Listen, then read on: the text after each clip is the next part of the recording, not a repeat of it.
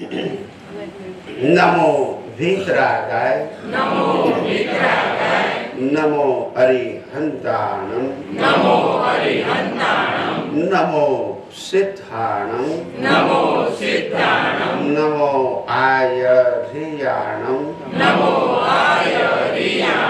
नमो वत्सायाणं नमो लोये सवसाहुनं ऐसो पंच नमकारो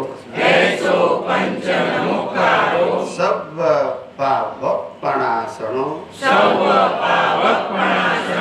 मंगलानंच सव्वेसिं परमं हवै मंगलम्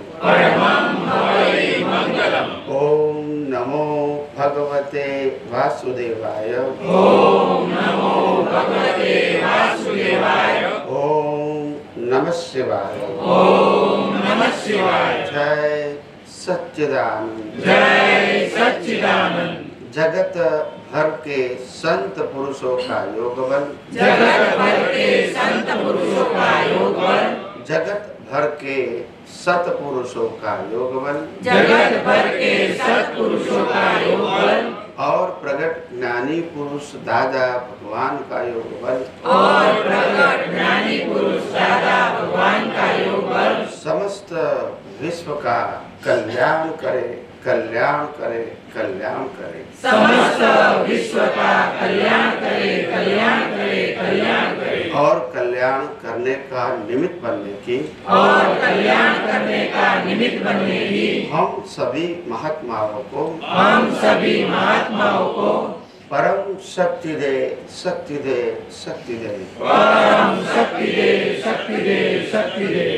जगत के सभी जीव सुख और शांति प्राप्त करें जगत के सभी जीव समाधान प्राप्त करें जगत के सभी जीव मुक्ति प्राप्त करें जगत कल्याण हो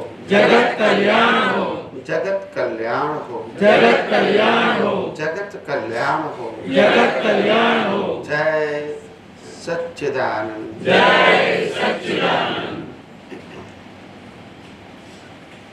पर्युषण पर्व का, जिसको हम ज्ञान पर्व या प्रकाश पर्व भी बोल सकते हैं, इस पर्व का आज 7वां दिन और दोपहर का हमारा सेकंड सेशन का ये सत्संग थोड़ा अवध और हर रोज सत्संग में हम आध्यात्म विज्ञान के बारे में नई बातें समझते हैं, नए प्रश्न करते हैं और इनका समाधानकारी उत्तर मिलता है। धीरे धीरे हम ये आध्यात्म विज्ञान को सही तरह समझने की ओर आगे बढ़ रहे हैं और मैं मानता हूँ हम भारतवर्ष के लोग,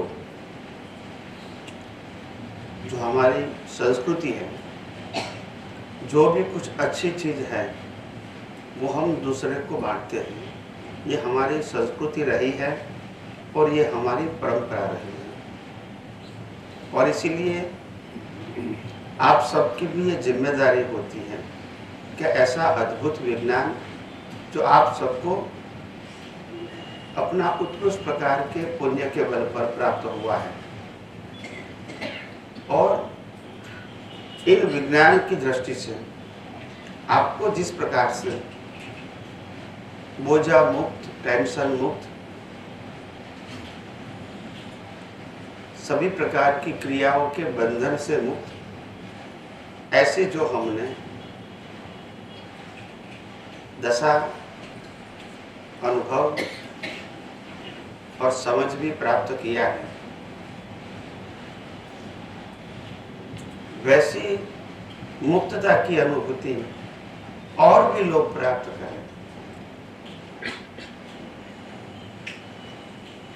ऐसा हमारा प्रयास और भाव होना चाहिए। इम्पोर्टेंट बात ये नहीं है कि हम, इम्पोर्टेंट बात ये नहीं है कि आप कितना कैपेबल हो, कोई भी बात को समझाने के लिए कितना कैपेबल है वो इम्पोर्टेंट नहीं है। हम सबको बचपन से लेकर अनुभव है कि जो हम कुछ सोचते हैं, समझते हैं, देखते हैं, पढ़ते हैं, सुनते हैं, वो दूसरों को आसानी से कहते ही है। ये हम बचपन से लेकर आए हैं, ये कोई नया तरीका नहीं है। आपने जो कुछ सुना है, समझा है, पढ़ा है, देखा है, वो दूसरों को बताने की जो हमारी एक प्रकृति रही है वो बचपन से रही है। इसमें कोई स्पेशल ज्ञान की जरूरत, मेथड की जरूरत नहीं है।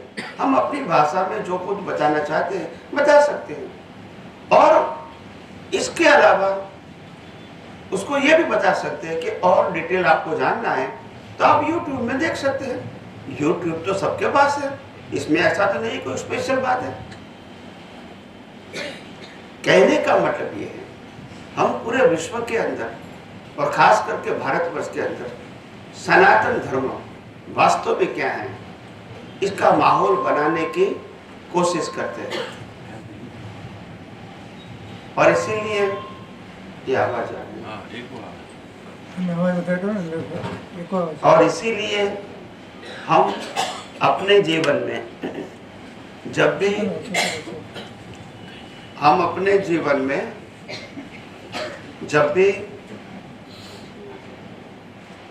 कुछ ना कुछ पाएंगे तो जरूर दूसरों को बांटने की हम कोशिश जरूर करेंगे। और इसीलिए थोड़ा आवाज पीछे आचरण संभळाय छे, छेल्ले आ के छे के ना के छे?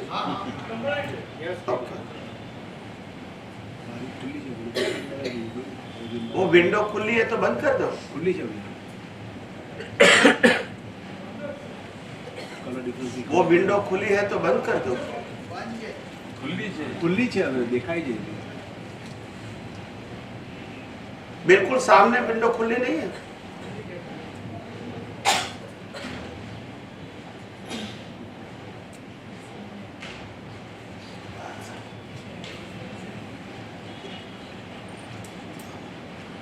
और धीरे धीरे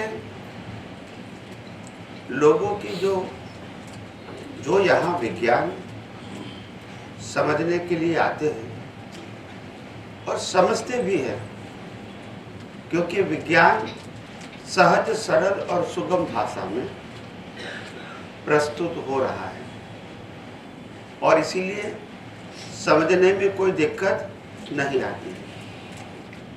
इसीलिए इतना सरल, सहज और सुगम विज्ञान कुदरत की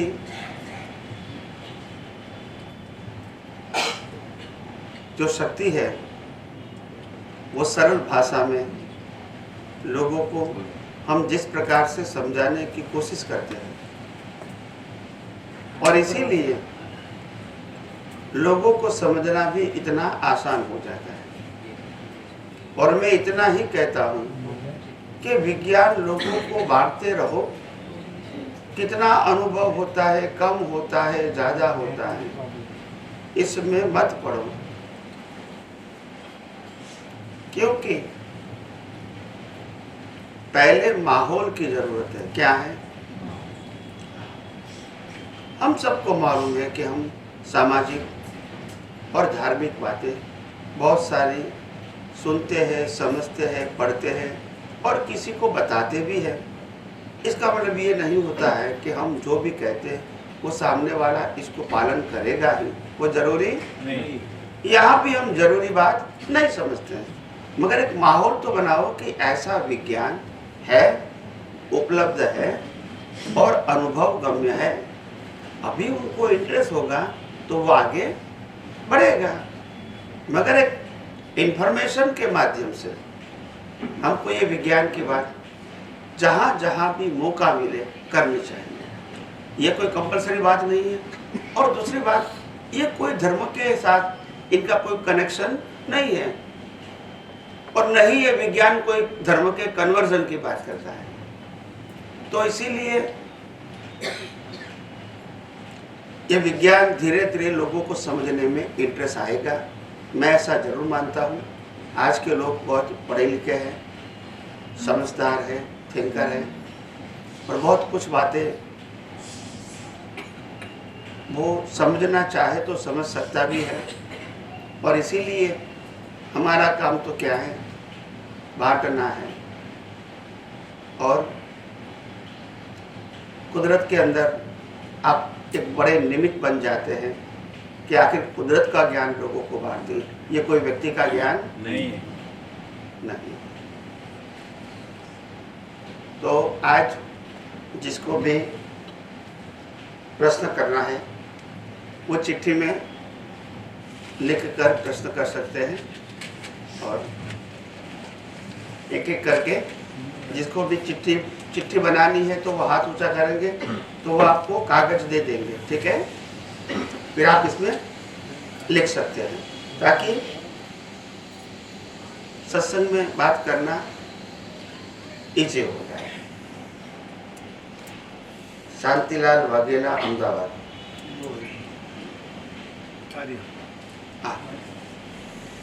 प्रश्न, देवलोक में इंद्रदेवनी सुपोस्ट।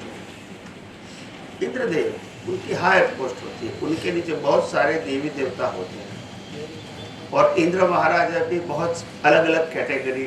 इंद्र महाराजा मतलब हमारे जैसे कैबिनेट मिनिस्टर होते हैं ना, ऐसा होता है। सबका अलग अलग पोर्टफोलियो होता है और सब में मिनिस्टर होते हैं इंद्र महाराजा, और सबका अलग अलग क्या होता है, पोर्टफोलियो होता है। आप समझे ना?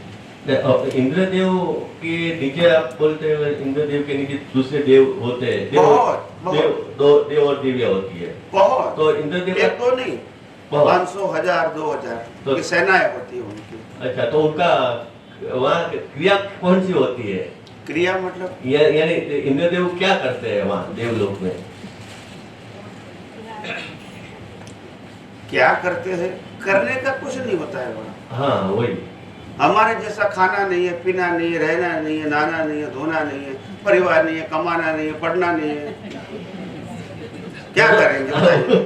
वो तो समझ गया स्वामी। नहीं तो क्या करेंगे? नहीं, तो आएगा, क्या करेंगे? जैसे कोई राजा होता है, राजा और रानी के तो ये राज्य संभालना होता है, उसके नीचे बहुत सारी सैन्य होती है। इस हिसाब से देखो, पहली बात आप सुनो। देवलोकों में जो भी देव होते हैं, इनकी जो पोस्ट होती है वो नेचुरल पोस्ट होती है। कोई व्यक्ति उनको रिक्रूट नहीं करता। तो और देवी देवताओं जो इंद्र महाराजा के नीचे भी होंगे, उनकी पोस्ट भी नेचुरल होती है, कोई रिक्रूट नहीं करता है। वहाँ प्रमोशन ऐसा कुछ होता नहीं, लाइफ टाइम पोस्ट होती है। अच्छा। तो और जो पोस्ट मिलती है वही उनका डेजिग्नेशन होता है कार्य करने का। बराबर, समझ में आया? यानी इंद्रदेव वहाँ इंद्र पद उसको भोगता ही है बस, और कोई नहीं। और देवी देवता उनको होता है, तो जो पोर्टफोलियो होता है उसके मुताबिक देवी देवता भी कार्य करते हैं, मगर कार्य हम जैसे फिजिकल करते हैं ना, ऐसा नहीं करते। बराबर, हम जो फिजिकल करते हैं ऐसा नहीं होता है। बराबर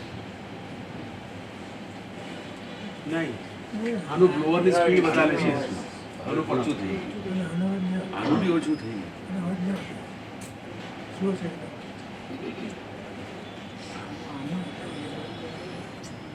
ફેનની સ્પીડ બતાવે છે।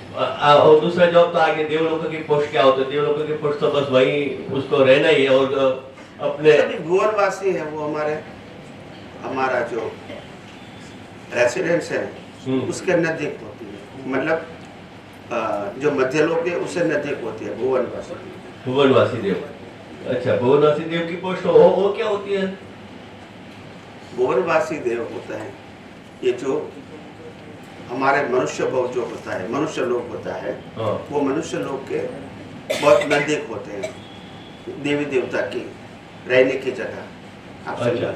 जैसे कविराज के पद मैंने सुना था कि पहाड़ों का देव, नदियों का देव, जंगलों का देव। रहने का नहीं होता है, ड्यूटी वहाँ होती है। हाँ, वही वो रहने का वो होता है नदी सरोवर, सबके देव, वो उसकी पोस्ट ये होती है। क्षेत्र रक्षक देवी देवता है, अच्छा, सब होता है।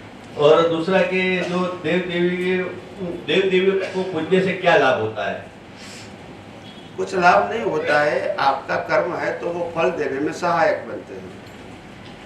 अच्छा, अपने आप से तो नहीं कर सकते। अच्छा, कर्म हो तो जैसे दादाजी बताते थे कि देव अम्बा माँ को पूजने से प्रकृति सहज होती है, प्रकृति ऐसा कुछ। माता जी की भक्ति करने से हमारी प्रकृति सहज होती है, वो इसीलिए बताया गया ताकि ये जो देवी देवता है वो प्राकृत देवी देवता है। क्या है? प्राकृत देवी देवता है। इसीलिए। अच्छा, बराबर। मगर सभी देवी देवता जो होते हैं, जो कार्य करते हैं, वो कैसा कार्य करते हैं? फिजिकल फॉर्म में वो कार्य नहीं करते हैं। हाँ। उनका जो टेरिटरी होता है, वो टेरिटरी के अंदर उनकी जो ड्यूटी होती है, तो ड्यूटी के मुताबिक कुछ भी उल्टा सुल्टा होता है तो वो पनिश करते हैं। आप समझे? अच्छा। ऐसा है। और अगर वो अच्छा करता है तो उनको सहाय करता है। बराबर। समझ में आया? हाँ। बाकी मनुष्य और देवी देवताओं में फर्क इतना होता है कि मनुष्य को मेहनत करके किसी को हेल्प करने का होता है, और देवी देवताओं को बिना मेहनत हेल्प करते हैं, बस इतना फर्क है। मगर दोनों में कर्म का फल तो कॉमन है। देवी देवता हेल्प करे वो भी कर्म का फल है, और कोई इंसान दूसरे इंसान को हेल्प करे वो भी कर्मों का फल है। कुदरत के कानून के बाहर तो कुछ होता नहीं। ये प्रिंसिपल कॉमन रहेगा। बराबर बराबर। और दूसरा जो है ना कि वितराग शासन देव देवी और निष्पक्षपाती शासन देव देवी, उनमें क्या फर्क होता है? वितराग शासन देवता मतलब जिसको मोक्ष में जाना है, हाँ। उनके लिए वितराग शासन देवता सहायक बन सकते हैं।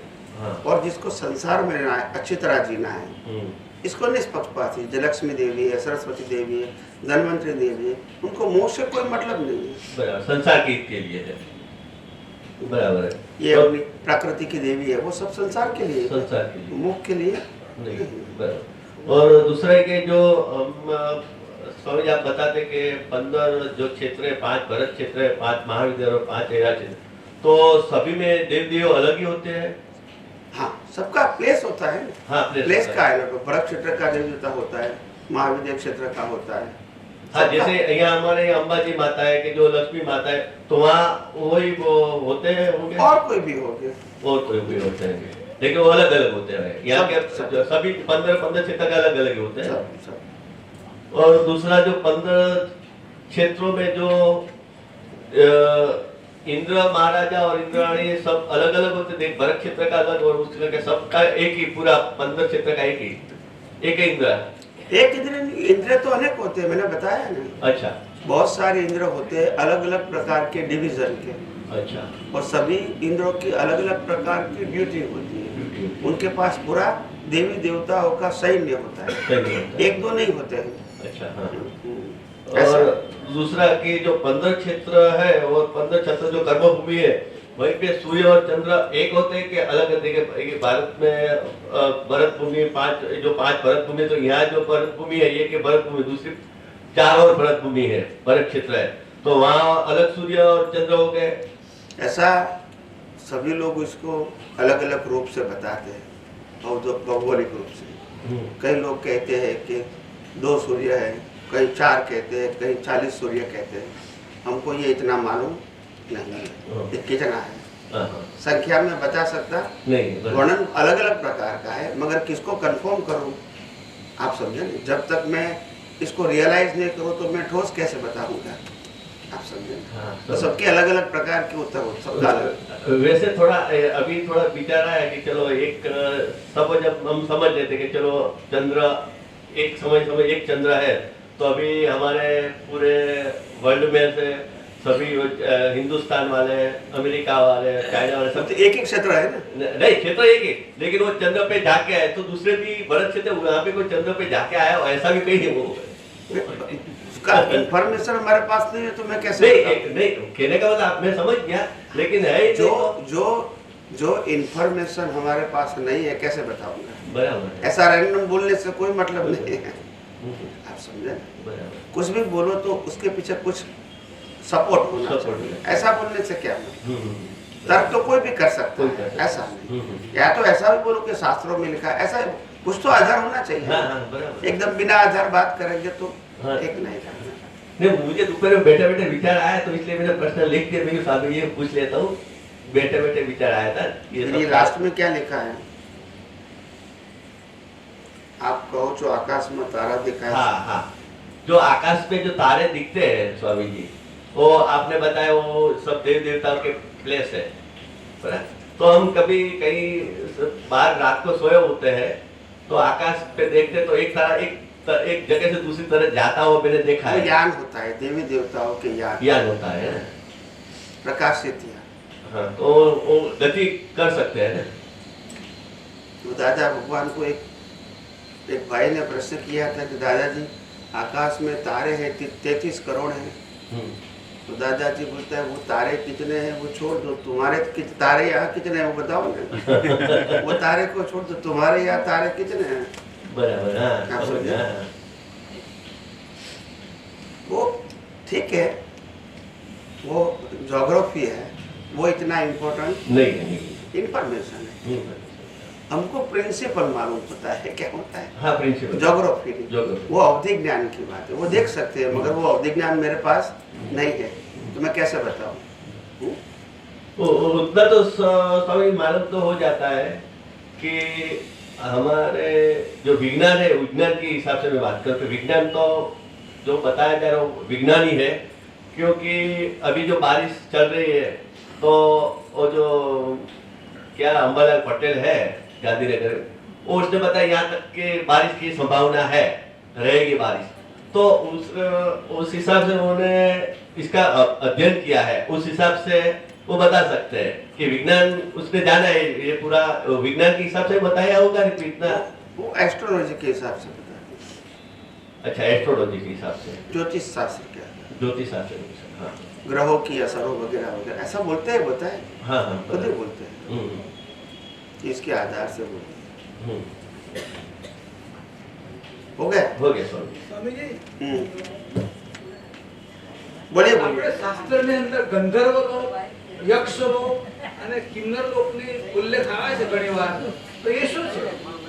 है वो देवी देवताओं के प्रकार के नाम हैं, जैसे इंद्र होते हैं, महेंद्र होते हैं, आप समझे ना, ऐसा वो कैटेगरी के टाइटल है। तो ये देवलोक में ही है। देह उन्हों का अपना एग्जिस्टेंस होता है। यक्ष लोक आर डिफरेंट देन किन्नर लोक, Yes, yes. Different then yes yes, गंधर्व लोक। अलग अलग कैटेगरी के देवी देवता होते हैं, उनका टाइटल होता है कैटेगरी। जैसे ये अमेरिकन है, इंडियन है, यूरोपियन है, हमारे है तो इंसान ही, ऐसे वहाँ देवलोक में भी कैटेगरी के आधार से उसको नाम दिया गया है। कैटेगरी और पोस्ट दो होता है।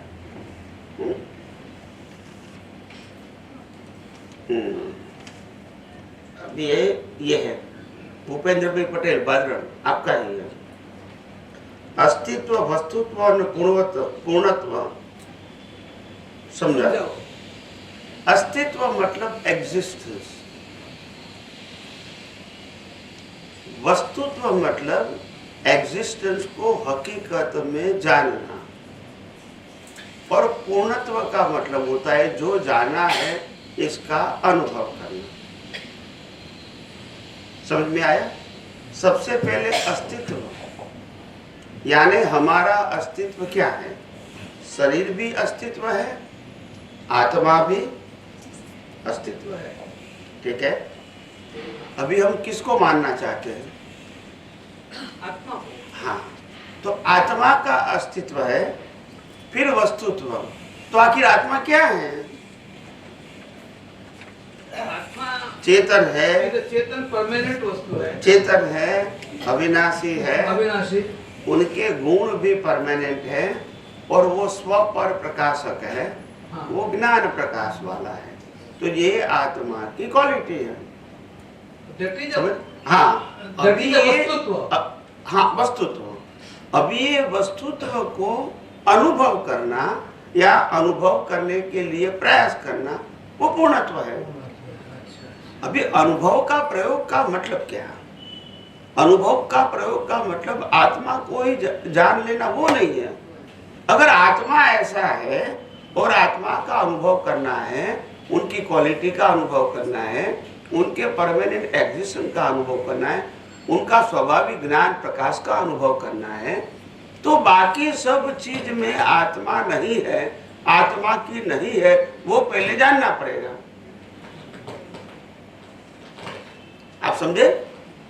दोनों एक साथ जान सकते हैं नहीं। और इसीलिए वेदांत में बताया नेति नेति। आप अगर जिसको जानना चाहते हैं, इसके अलावा की बात को कितना बाद कर सकते हैं, तभी आपको मालूम होगा कि आत्मा क्या है? क्या है। समझ में आया? तो किसी को जानना मीन्स ज्ञाता दृष्टा भाव में रहना, दैट इज कॉल्ड वस्तुत्व।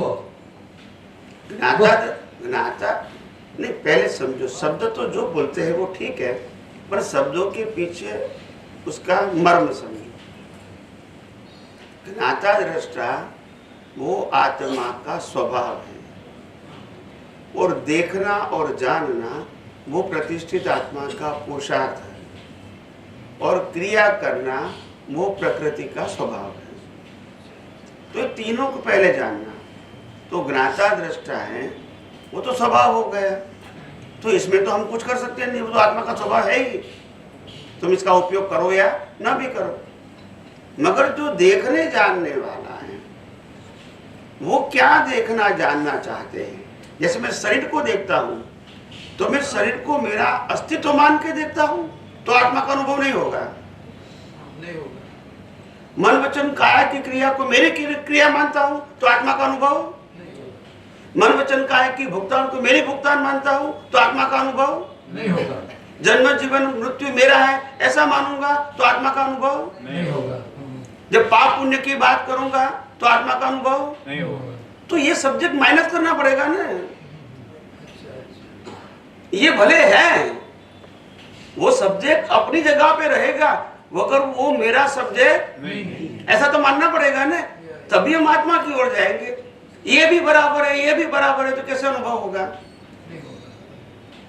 तो जो है उसको पहले दृष्टि में माइनस करो। किस में करना है? दृष्टि में। यानी मेरा सब्जेक्ट नहीं है बस, तभी तुम्हारा क्या सब्जेक्ट है वो समझ में आएगा। विचार आते हैं अच्छे बुरे, तभी समझ में आना चाहिए विचार वो कनेक्टेड विद द बॉडी।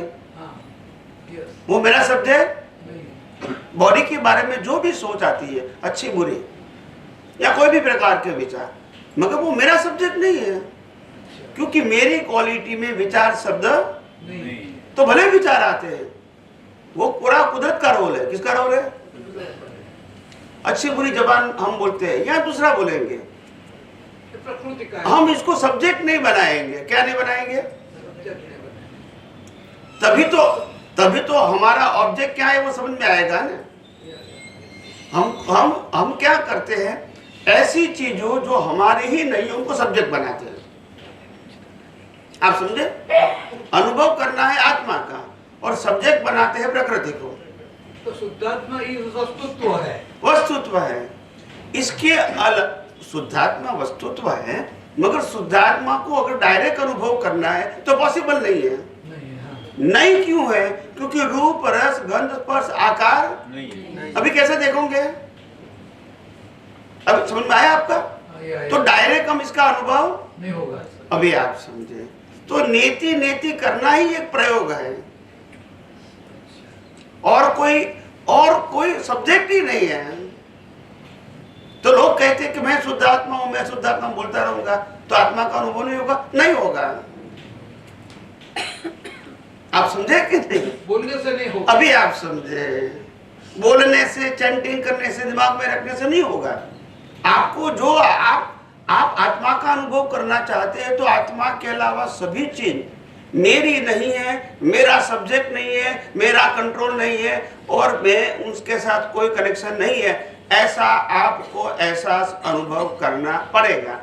तभी आपको समझ में आएगा मैं कौन हूं। तो अवस्था की वैल्यू करोगे, आपकी वैल्यू कैसे समझ में आएगी? That means we have to make all other things zero. Yes. प्रकृति के जो सब कुछ है उसको जीरो करना है। Then you will have जैसे ये मोबाइल है, मोबाइल ये हार्ड डिस्क है, हार्ड है, ठीक है, इसके अंदर प्रोग्राम है, इसके अंदर नेटवर्क है, इंटरनेट, और नेटवर्क के आधार से दुनिया भर की माहिती ये मोबाइल से निकलती है। मोबाइल में नहीं है, मोबाइल में माहिती मैं तोड़ूंगा तो निकलेगा पिक्चर? नहीं निकलेगा, पर ये मीडिया है सब कुछ दिखाने का। आप समझे ना? तो ये जो मीडिया है और इसके पीछे बैटरी होती है और वे बैटरी चार्ज होती है तभी ये मोबाइल एक्टिव होगा। तो ये मैकेनिकल हो गया। क्या हो गया? ये पावर के आधार से एक्टिव है, पावर नहीं है तो नहीं चलेगा। ठीक है। अभी यहां दो प्रकार का पावर है। एक पावर है जो चार्ज करने के लिए, सिर्फ चार्ज करना है, मोबाइल को एक्टिव करना है, और दूसरा प्रोग्राम का चार्जिंग है। जैसा प्रोग्राम होगा ऐसा काम करेगा। और हर मोबाइल के अंदर कंपनी वाइज प्रोग्राम अलग अलग होते हैं, सॉफ्टवेयर जिसको बोलते हैं। आईफोन का सॉफ्टवेयर अलग है, सैमसंग का सॉफ्टवेयर अलग है, रिलायंस का सॉफ्टवेयर अलग है। कहीं कॉमन फीचर होते हैं, बाकी स्पेशल फीचर भी होते हैं।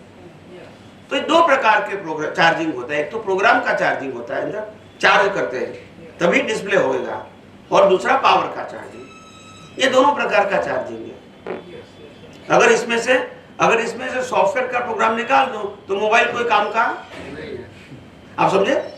ऐसे हमारा जो बॉडी है इसमें कर्मों का प्रोग्राम चार्ज किया है और चार्ज प्रोग्राम से ये बॉडी चलती है। बड़ा समझ में आया? that is the electrical body. No, causal body. Causal body के प्रोग्राम से मन वचन काया की अवस्था बनती है और आत्मा का कॉमन पावर है। इससे कॉजल से मतलब नहीं है। सभी को आत्मा का पावर इक्वल मिलता है। सभी मोबाइल को इलेक्ट्रिक पावर कॉमन मिलता है, प्रोग्राम सबका अलग अलग है। समझ में आया? हाँ। तो प्रोग्राम वो कर्मों का पावर है और इलेक्ट्रिसिटी वो आत्मा का पावर है यह बॉडी में। समझ में आया? तो आत्मा का पावर तो सब में क्या होता है? कॉमन होता है, मगर कर्मों का जो प्रोग्राम है सब में क्या है? तो बॉडी एक जैसे दिखने के बाद भी रिजल्ट सब में क्या आता है? क्योंकि प्रोग्राम अलग है। मोबाइल तो एक ही है, सब में एक नंबर नहीं है। सबका नंबर क्या होता है? और सबके सेव किया हुआ नंबर भी क्या होता है? सबके सेव की हुई इंफॉर्मेशन भी क्या होती है? सिस्टम एक है। तो ये सारा बॉडी कर्मों का ही प्रोग्राम है। अभी आप समझ, मैकेनिकल है, That is a कुदरत का कुदरती रचना। तो वो प्रोग्राम हमारी हाजिरी के पावर से चलता है। हम इसकी क्यों वैल्यू कर रहे हैं? जो भी है वो मैकेनिकल है। मोबाइल की कंपैरिजन जिंदे व्यक्ति के साथ नहीं कर सकते हैं। ऐसे फिजिकल बॉडी की वैल्यू आत्मा की कंपैरिजन के साथ नहीं कर सकते। समझ में आया? दोनों सब्जेक्ट क्या है? अलग है। हमको आत्मा का अनुभव करना है तो आत्मा के अलावा चीज जो हमको दिखती है, समझ में आती है, इसको तो पहले माइनस करो। जो हमको दिखती है, समझ में आती है, मैकेनिकल है, वो भी समझ में आती है, हमारा कंट्रोल नहीं है, वो भी समझ में आता है, वो हर रोज, हर समय, हर डे एक्सपायर होती है, वो भी समझ में आता है। आप समझे? हमारा कंट्रोल नहीं है, वो भी मालूम है। फिर इसमें क्यों डीप में जाते हो? और प्रोग्राम के मुताबिक है, फिर डीप में जाने की क्या जरूरत है? तो दिस इज कर्मों का प्रोग्राम है बॉडी। या और जैसे कर्म खत्म हो जाएगा बॉडी को जला दिया जाएगा, उसका जो आयुष्य कर्म की साइकिल है वो बंद हो जाएगी, क्योंकि कर्म के भुगतान के जितना ही आयुष्य कर्म की साइकिल होती है कि बॉडी आपका बीमार होना जरूरी नहीं है मरने के लिए। कर्म नहीं है तो फिर क्या करेंगे? श्वासोश्वास लेके रहेगा बाद में, आफ्टर द डेथ। वस्तुत्व is a permanent thing, right? वस्तुत्व आत्मा की बात करते हो या शरीर की बात करते हो? आत्मा की बात करता हूँ। वो तो आत्मा तो रहेगा ना, आत्मा निकल जाएगा। हाँ। जब कर्म खत्म हो गए, आयुष्य कर्म खत्म हो गया तो आत्मा निकल जाए। रोल का ये बॉडी में आत्मा का रोल तब तक है जो कर्म उनकी हाजिरी में बने हैं वो उनकी हाजिरी में डिस्चार्ज हो गया, कभी डिस्चार्ज खत्म हो गया तो वो निकल जाएगा। तो कहने रोल खत्म हो गया, ये बॉडी के साथ उनका रोल क्या हो गया? तो कहने का मीनिंग ऐसा है कि आत्मा इज अ वस्तुत्व, वस्तुत्व इज अ परमानेंट थिंग, आध्यात्मिक, राइट? तो in this body only one thing is permanent, only that is our atma, pure soul. Other than that everything is vanishing. Yes. तो वस्तुत्व का मीनिंग यहाँ मैं शुद्धात्मा हूँ, that is the वस्तुत्व, am I right? Yeah. वही तो इसीलिए इसका अनुभव करने के लिए, क्योंकि उसका फिजिकल फॉर्म नहीं है, वो चैतन्य पावर के फॉर्म में है। कौन से फॉर्म में है? चैतन्य। तो चैतन्य पावर इंद्रियों से अनुभव में नहीं होता। कोई कहता है मेरे को आत्मा का अनुभव हुआ 2%, 5%, ये सब भ्रांति है। All are illusion and wrong. Okay, आप समझे ना? आत्मा का अनुभव अज्ञान जीरो किए बिना पॉसिबल नहीं है। आत्मा का अनुभव आत्मा के प्रति दृष्टि मजबूत कर सकते हैं और शरीर के प्रति दृष्टि आपकी कमजोर भी कर सकते हैं, वो कर सकते हैं। अनुभव आत्मा का नहीं कर सकते। आत्मा का अनुभव तब होगा जब अज्ञान जीरो हो जाएगा, और अज्ञान जीरो हो जाएगा मतलब रिलेटिव सत्य की वैल्यू जीरो नहीं रहेगी। फिर शरीर रहे या न रहे तो भी आत्मा का अनुभव हो सकता है। आत्मा का अनुभव के लिए शरीर नहीं होना वो नहीं कहते हैं, शरीर बने रहे, अज्ञान नहीं होना चाहिए। रिलेटिव सत्य की वैल्यू, सनातन सत्य की वैल्यू, दोनों का अनुभव साथ में नहीं। इसीलिए तो नेति नेति ही एक प्रक्रिया है, और इसीलिए भारतवर्ष में दर्शन की बात पहले बताई थी। 6 प्रकार के दर्शन है, 6 प्रकार का ज्ञान नहीं बताया। समझ में आया? ज्ञान दर्शन का मतलब ब्रह्मांड को समझने की, लाइफ के सिस्टम को समझने की, कर्म के सिद्धांतों को समझने की एक सिस्टम, इसको दर्शन बोलते हैं। आत्मा 6 प्रकार के नहीं बताए, दर्शन 6 प्रकार, यानी ब्रह्मांड को समझने के लिए जो प्रोसेस है, साइंटिफिक प्रोसेस, वो समझने के लिए 6 दर्शन है। और वो दर्शन के माध्यम से एंड में आप आत्मा का अनुभव कर सकते हैं।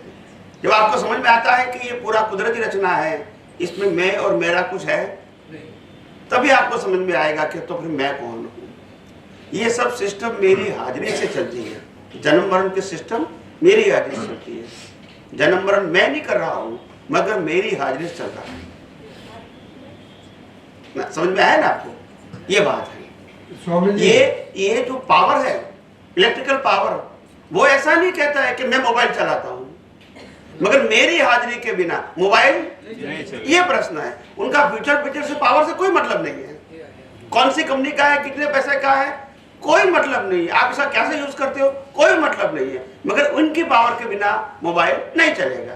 There is a common power to active the mobile. ऐसे आत्मा की हाजिरी के बिना कोई भी कर्म की भुगतान नहीं कर सकते। चाहे राम बनो चाहे रावण बनो, आत्मा की हाजिरी चाहिए। तो चैतन्य जो है हर एक बॉडी में, तो दैट इज आत्मा, राइट?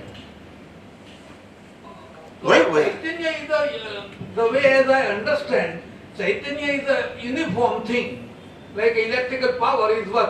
या उसका फर्क नहीं होता है। नहीं। मेरा जो चैतन्य, मेरा आत्मा है वो चैतन्य है, इसका भी चैतन्य है, सब में। तो इट इज वन। तो हाउ वी आर डिस्टिंग्विशिंग कि भाई हर एक की आत्मा सिद्धलोक में अलग अलग होती है, ये कैसे हो सकता है? हाँ, मैं समझता हूँ कि ब्रह्म तत्व जो है, ब्रह्म तत्व इज सेम थिंग एज केवल ज्ञान, केवल ज्ञान जो कहते हैं, कैवल्य वेदांत ज्ञान। में उसको ब्रह्म ज्ञान कहते हैं, right? They are two same thing. Yes yes, मगर मैंने कहा ना, जो कैवल्य ज्ञान है वो कैवल्य ज्ञान का मतलब होता है वो अंतिम अनुभूति, अंतिम ब्रह्म ज्ञान कहते हैं वेदांत में। हाँ। और हम उसको जैन फिलोसॉफी केवल ज्ञान बोलते बिल्कुल हैं। केवल ज्ञान एक कहते हैं। ही एक ही बात है, कैवल्य बोलो या केवल बोलो, कोई उसमें कोई तो मुझे मीनिंग में कोई फर्क नहीं है। हाँ, तो हम कहते हैं कि सिद्धलोक के अंदर हर एक आत्मा जो है they have their own individual existence होता है। तो चैतन्य तो जो है यूनिफॉर्म है, हर एक में चैतन्य तो सेम है, इलेक्ट्रिकल पावर इज सेम।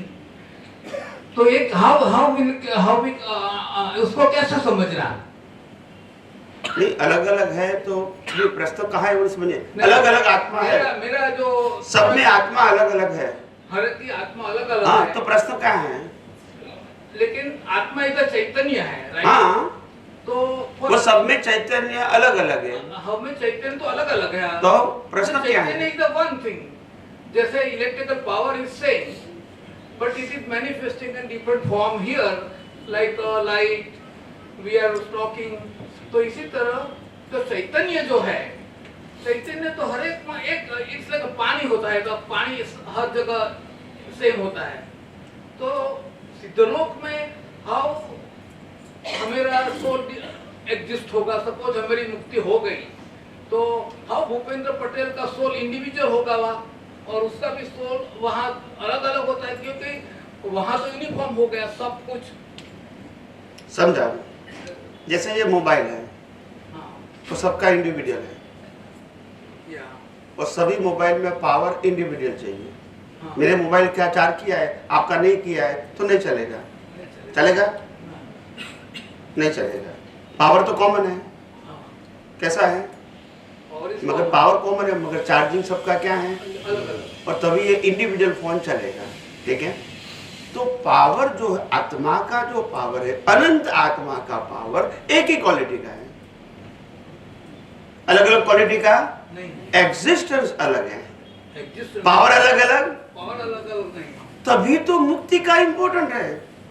अगर मेरी मुक्ति होने का मतलब मैं अनुभव करता हूं कि मैं ब्रह्म दुनिया से मुक्त हो गया, वो आत्मा को अनुभव नहीं करना है जो मुक्त हो चुका है, मेरे को अनुभव करना है। अगर एक ही होते ब्रह्मांड, अगर परम तत्व एक ही होता तो मेरे को मुक्ति की अनुभूति कैसे होगी, और मेरा एग्जिस्टेंस अलग कैसे रहेगा? आप समझे ना? तो इसीलिए आत्मा सबका अलग अलग है, मगर आत्मा की क्वालिटी सबकी सिमिलर है, और वो सभी आत्मा में उनका रोल भी एक जैसा ही है कि उनकी हाजिरी है तो कर्म बनेगा, उनकी हाजिरी है तो कर्म की भुगतान होगी। मगर अज्ञान नहीं होगा तो कर्म नहीं बनेगा, जन्म मरण नहीं होगा तो वो आत्मा मोक्ष में चला जाएगा। आप समझे कि नहीं? मगर वहां आत्मा की कैटेगरी अलग अलग नहीं है। It's like this, we all are human here. Yes. मनुष्य का फॉर्म तो सरका ही है, लेकिन मेरा डिफरेंट है, एजुकेशन और वट एवर इट इज उसका भी अलग है। तो दिस वे इट एग्जिस्ट, अकेला एग्जिस्टेंस रहता है। वहां रोल नहीं है ना, इसीलिए अलग अलग महसूस करना संभव नहीं है, नाम भी नहीं है, नाम भी नहीं, कुछ है, लाइफ भी नहीं है, तो आप इसको आइडेंटिफाई कैसे करोगे? ये आत्मा कौन सा, ये आत्मा कौन सा? But it has its own existence. Of course, यही तो बात है। महापुरुषों ने जो कुछ बताया वेदांत में, परम तत्व की बात बताई है, और आत्मा और परम तत्व, तो परम तत्व में आत्मा मिल जाता है ऐसा बताया गया ऐसा है। बताया है। और जैन धर्म में इंडिविजुअल सोल के बारे में कहा है। तो उसमें क्या होता है कि जो महापुरुषों ने जो बताने की कोशिश किया और आज के महापुरुष जो समझे उसमें बहुत डिफरेंस हो गया। क्या हो गया? डिफरेंस हो गया। हाँ, अनुभवी व्यक्ति को कहने का मतलब और बिन अनुभवी व्यक्तियों का समझने मतलब डिफरेंट हो गया। तो उन्होंने क्या क्या, हम आत्मा है और हम परमात्मा से हमारा मिलन हो जाएगा, ऐसा कहते हैं। हाँ, अभी ये वास्तव में क्या है, आत्मा ही परमात्मा बनता है। क्या बताया? आत्मा परमात्मा दो नहीं है, दो प्रकार की सिचुएशन है आत्मा की। जब तक अनुभूति नहीं है वहां तक आत्मा है, और अनुभूति हो गई तो वही परमात्मा है, वही चेतन है, वही अविनाशी है, वही अनंत शक्ति वाला है, उसके ज्यादा शक्ति वाला और कोई नहीं है। Equivalent as a other soul. समझ में आया? तो यह अनुभूति में डिफरेंस है। सोल दो प्रकार के तो ये दो प्रकार के सोल नहीं है, मगर महापुरुषों ने उनकी स्थिति बताई, मगर बाद में लोगों ने ये समझा कि परमात्मा एक है और हमारा आत्मा मुक्ति में जाके परमात्मा में विलीन हो जाएगा। सो दैट इज, मैंने कहा ना, ये बताया गया है, मगर ऐसा मिलना जुलना नहीं है, सेपरेट ही रहेगा। आप समझे? उसमें बहुत सारे व्यक्तियों को प्रश्न रहेगा कि वहाँ अलग रह के क्या करेगा, वो दिमाग चलता है ना, यहाँ काम करता है तो, मगर उसको मालूम नहीं कि वहाँ कुछ करने का बॉडी नहीं है। तो ये तुम्हारा बॉडी और दिमाग है तभी ये सोचते हैं, वहाँ तो बॉडी और दिमाग नहीं है, कैसे सोचेंगे? तुम जो सोचते हो वो वहाँ ब्रेन ही नहीं है, माइंड। तो यहाँ के लॉजिकल लोगों को ऐसा प्रश्न होगा, आप समझे ना? स्वामी जी, एक मिनट उनको लेगा, आपको समझ में आया? इसके रिलेटेड है, बोलिए। आत्मा को जानने के लिए जो परमानेंट तत्व है उसको जानने के लिए जो परमानेंट आइटम नहीं है उनको कुदरती रचना देख के उनको निकाल करने से परमानेंट तत्व दिखेगा, वैसा ही हुआ? दिखेगा नहीं, परमानेंट तत्व अनुभव होगा। किसको किसको देखने का? इसको आंखें थोड़ी है देखने की। नहीं, आत्मा का अनुभव करने के लिए जो परमानेंट तत्व है उसका अनुभव करने के लिए जो नॉन परमानेंट आइटम है जो फिजिकल, उनको कुदरती रचना देख के उसको जीरो करके वो दिखेगा। तो वो परमानेंट को देखने के लिए नॉन परमानेंट आइटम को जीरो करना पड़ेगा दृष्टि में, बस, और कोई रास्ता नहीं। હું સ્વસ્વરૂપમાં રહેવા પ્રયત્ન કરું છું, પણ મનમાં વિચારો આવવાથી સ્થિરતા આવતી નથી, તો શું કરું? देखो, सबसे बड़ी बात यह है, विचार वो हमारा स्वभाव नहीं है, और जितना आप विचारों के ऑब्जर्वर रहेंगे तभी आप विचारों के पावर से मुक्त रहेंगे। मगर विचार के साथ जुड़ जाएंगे, मैं विचार करता हूँ, ये अच्छा विचार है, ये बुरा विचार है, ये काम का है, ये काम का नहीं है, क्यों आप इसमें पड़े हैं? That is not your subject if you want to realise the pure soul. समझ में आया? ये आपका सब्जेक्ट नहीं है। विचार आते भले, मन का स्वभाव है, आपको आत्मा का अनुभव करना है तो आत्मा की क्वालिटी विचार करना है, तो आप इसको सब्जेक्ट मत बनाओ, इसको कहो कुदरती, बस। भले 1000 विचार आए, बस इसके ओपिनियन में पढ़ने की जरूरत नहीं। क्योंकि समझो, पहली बात, विचार खुद अपने आप एक्सपायर्ड हो रहे हैं, इसको एक्सपायर्ड करने की या ओपिनियन देने की आवश्यकता नहीं। अभी खराब विचार है, एक सेकंड अच्छा आएगा, आपको क्या मतलब है इससे? वो तो प्रोग्राम के मुताबिक चलता रहेगा, हमारे को ओपिनियन की क्या जरूरत है? This is not our subject, ये हमारा विषय नहीं, और हमने इसको विषय बना दिया। ये हमारी क्या हो गई? इस तरीके से हो गई। हाँ, इसीलिए मैंने कहा प्रकृति और प्रकृति की अवस्थाओं को आप सब्जेक्ट नहीं बनाओगे, तब धीरे धीरे मालूम हो जाएगा कि आखिर मैं क्या हूँ, मेरी क्वालिटी क्या है, मेरा स्वभाव क्या है। बार बार प्रकृति को सब्जेक्ट बनाते हैं, प्रकृति को सब्जेक्ट बनाए, उसमें हमको पढ़ने की जरूरत नहीं है, ये उनका रोल है। आप समझे? मन शरीर के लिए सोचे, मन वाणी के लिए सोचे, मन संजोग सोचने दो ना, ये उनका सब्जेक्ट है, वो हमारा सब्जेक्ट। हमारा सब्जेक्ट न होते हुए भी हम इसको सब्जेक्ट बनाए, तभी हम सामीप्य भाव में आ जाते हैं। क्या बताया? सामीप्य भाव में आ जाते हैं, प्रकृति ना कंट्रोल में આવી જઈએ છે। तो सामीप्य भाव हो गया, फिर सेपरेशन नहीं रहेगा। समझ में आया? प्रश्न नंबर 3, अज्ञानता અને कॉज इफेक्ट नो संबंध समझाओ। अज्ञानता से ही कर्म बनते हैं और कर्म के फल को इफेक्ट बोलते हैं। बिना अज्ञानता कर्म बनना संभव नहीं। Once Ajnata, once it becomes zero, then the cycle of cause and effect will discontinue. Discontinue. Right? That's it. That is the only way. That's all.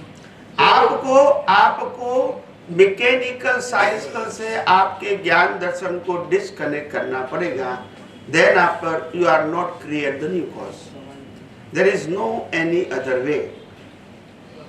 और कोई रास्ता आत्मा की अनुभूति का नहीं है, या तो प्रकृति से अलग रहने का और कोई रास्ता नहीं है। जो आप नहीं है, आपका नहीं है, आपका कंट्रोल नहीं है, उसके साथ वास्तव में आपको जुड़ने की कोई जरूरत नहीं। आपकी जागृति की भी जरूरत वहाँ है। आपकी जागृति की जरूरत वहाँ है जो आप है और जो आप जिसका अनुभव करना चाहते हैं। मगर वो तब होगा जब आप आत्मा के अलावा सभी चीजों को नेति मानोगे, तब समझ में आएगा मैं कौन हूँ। मैं मन नहीं हूँ, मन से मुक्त ऐसा शुद्धात्मा हूँ। मैं विचार नहीं हूँ, विचार से मुक्त ऐसा। मैं वाणी नहीं हूँ, वाणी से मुक्त ऐसा। मैं वर्तन नहीं हूँ, वर्तन से मुक्त ऐसा। मैं अवस्था नहीं हूँ, अवस्था से मुक्त ऐसा। मैं जन्म जीवन मृत्यु नहीं हूँ, जन्म जीवन मृत्यु से अलग ऐसा। तो आपको अलग होना पड़ेगा ना, आपको आत्मा का अनुभव करना है। ये तो विनाशी बात है, विनाशी अवस्थाओं की बात है, विनाशी मन वचन काया की बात है। इसमें आप डीप में जाओगे तो आत्मा की अनुभूति की ओर कैसे जाओगे? यस और नो? दोनों को अलग अलग रखना सीखना है। यस। और इसीलिए हमारी मिस्टेक यहाँ हो जाती है। हमारी मिस्टेक ये होती है, जो चीज हम नहीं है, हमारी नहीं है, हमारे कंट्रोल में नहीं है, इसमें हम डीप जाना चाहते हैं और फिर पजल में आ जाते हैं कि हमको करना है मगर कर सकते नहीं है। भाई तुम सब्जेक्ट क्यों बनाते हो इनको?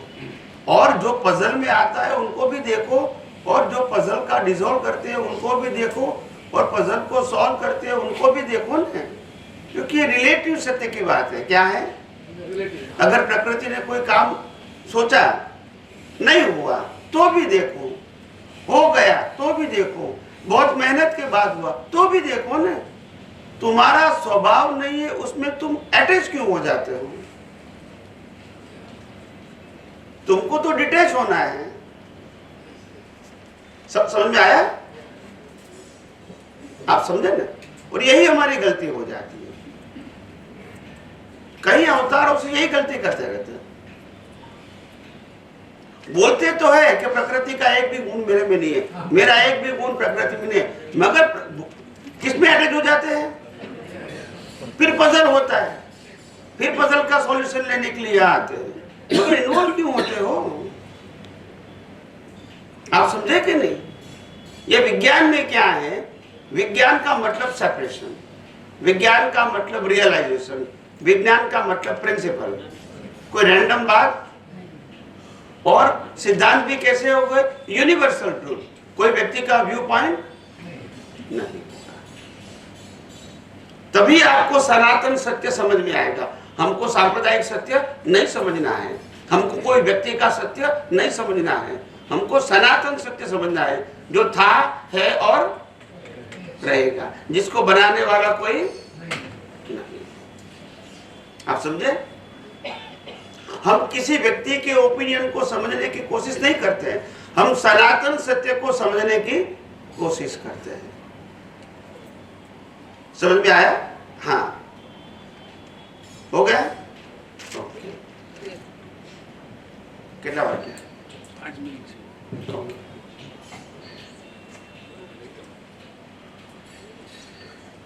એમનું જ લઈ લઈએ। જસભાઈ પટેલ, ભાદરણ ક્યાં છે?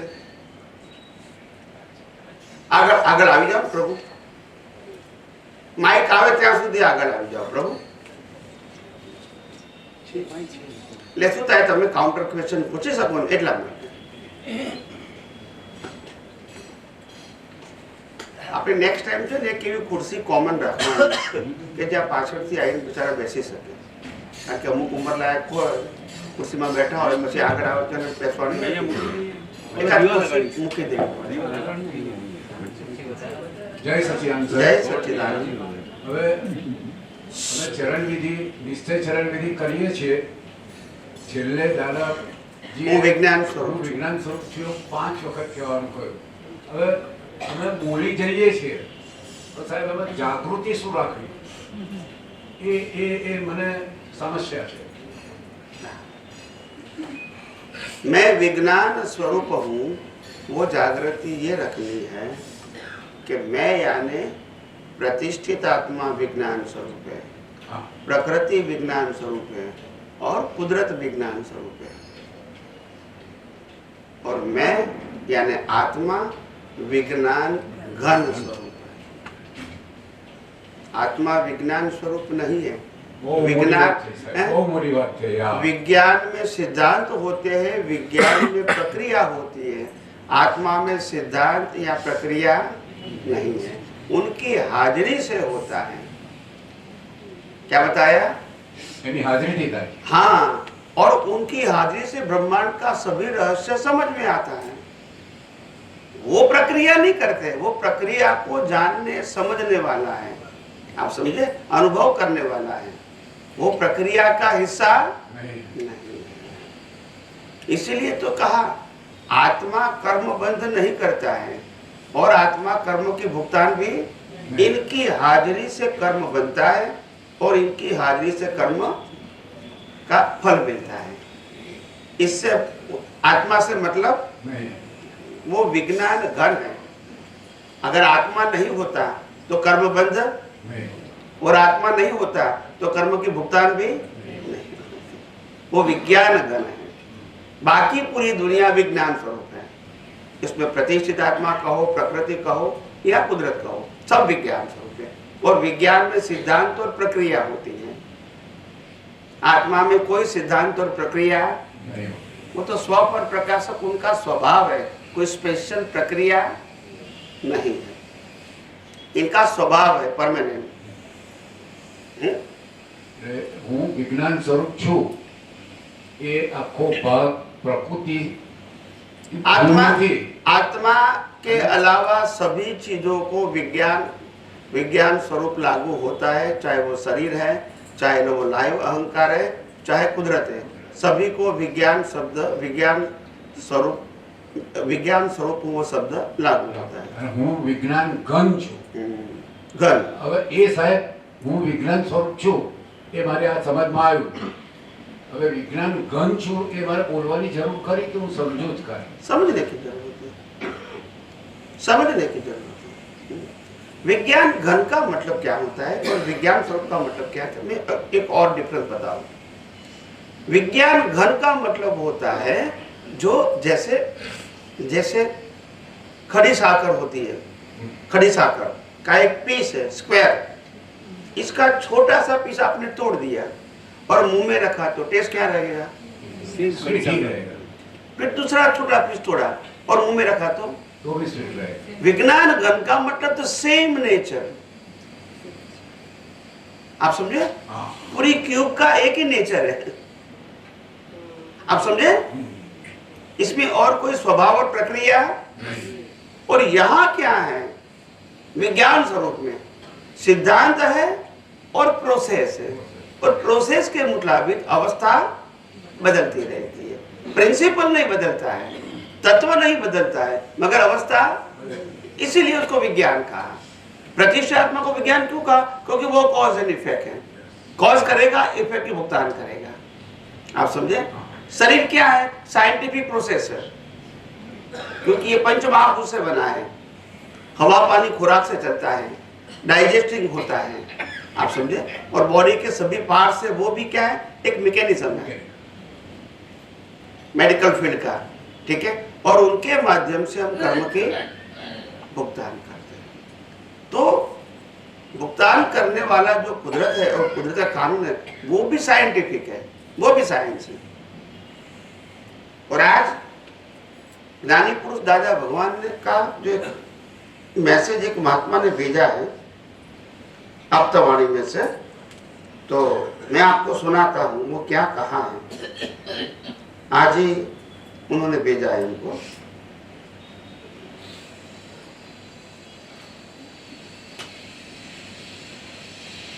किसने भेजा है नहीं मालूम मेरे को, मगर मैंने पढ़ा था।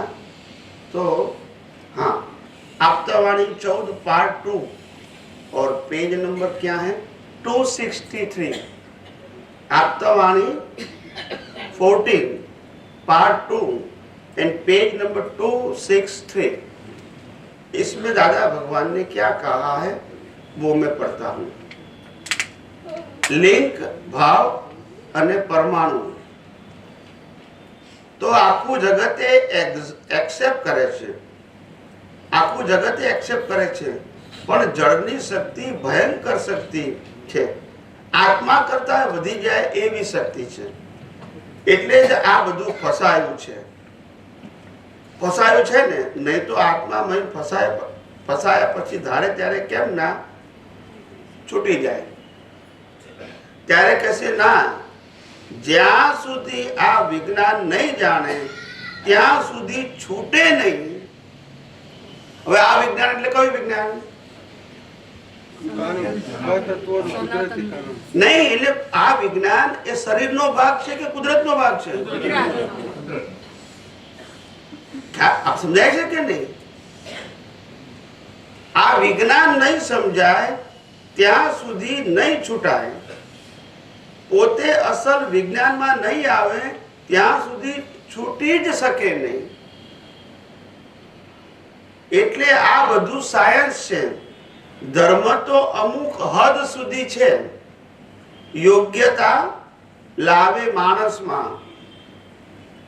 એક જાતના ફોર્મેશનમાં આવે છે, સિસ્ટમ ફોર્મેશનમાં આવ્યા પછી એને પ્રાપ્તિ થઈ જાય, અમુક નોર્માલિટી આવી ગયા પછી આ એને સાયન્સ મળે તો જ કામ થાય, નહીં તો ના થાય।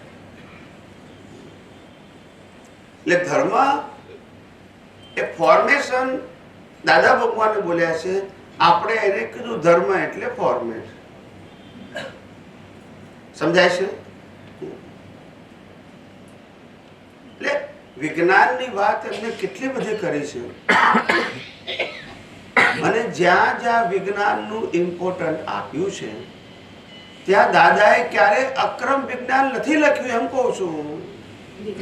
આપણે ઝંડો અક્રમ લઈને ફરીએ છીએ, સમજાય છે?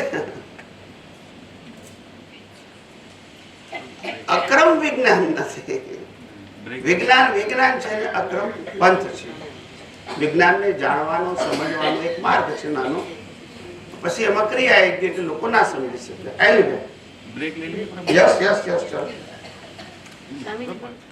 हम सब देख रहे हैं कि हमारी मिस्टेक, ये विज्ञान जो बता रहा है वो विज्ञान के माध्यम से हमको इतना तो समझ में आता है कि अगर हमको मुक्ति के मार्ग में आगे बढ़ना है, आत्मा की अनुभूति के मार्ग में आगे बढ़ना है, सनातन सुख की अनुभूति के मार्ग में आगे बढ़ना है, तो करेक्शन सिर्फ दृष्टि में करना है, मन वचन काया के सब्जेक्ट को सब्जेक्ट नहीं बनाना है। ये दोनों पैरेलल नहीं चलेंगे। एक को मैकेनिकल समझना पड़ेगा, एक को लाइव समझना पड़ेगा, और लाइव को अनुभव करने के लिए मैकेनिकल के कोई हिस्से में इन्वॉल्व होने की जरूरत नहीं है। ये क्लियर समझना पड़ेगा। फिर दोनों में करेक्शन करने के लिए जाओगे तो कुछ समझ में नहीं आएगा। ये पहली बात है।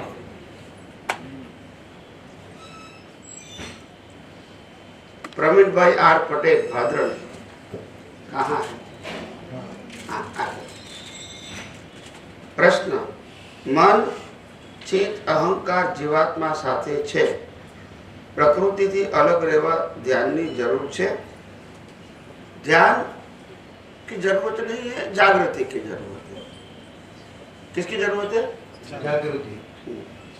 ध्यान शब्द अच्छा है, और ध्यान शब्द जो हम समझते हैं या अभी वर्तमान जीवन में बड़े बड़े व्यक्ति ध्यान की जो बात करते हैं, ध्यान करवाते हैं, अलग अलग प्रकार के ध्यान करवाते हैं, जैसे सामायिक बोलते हैं, प्रेक्षा ध्यान बोलते हैं, और बहुत से प्रकार के ध्यान भारतवर्ष में चल रहे हैं। ठीक है, मगर प्रश्न ये होता है कि ध्यान जो शब्द है, वो शब्द के अंदर ये जो एक्सप्लेनेशन है सबका, इसके अंदर कोई भी प्रकार की जो एक प्रिंसिपल होना चाहिए, सिद्धांत, वो नहीं है। सबसे पहली बात ये है, हमको ध्यान करना है, तो ध्यान करने वाला कौन?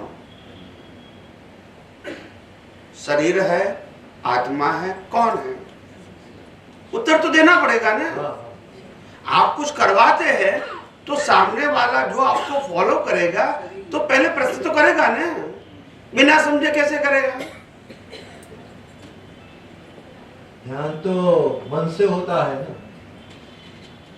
जो मन है, चित्त कहते हैं, वो अलग है, मन और चित्त।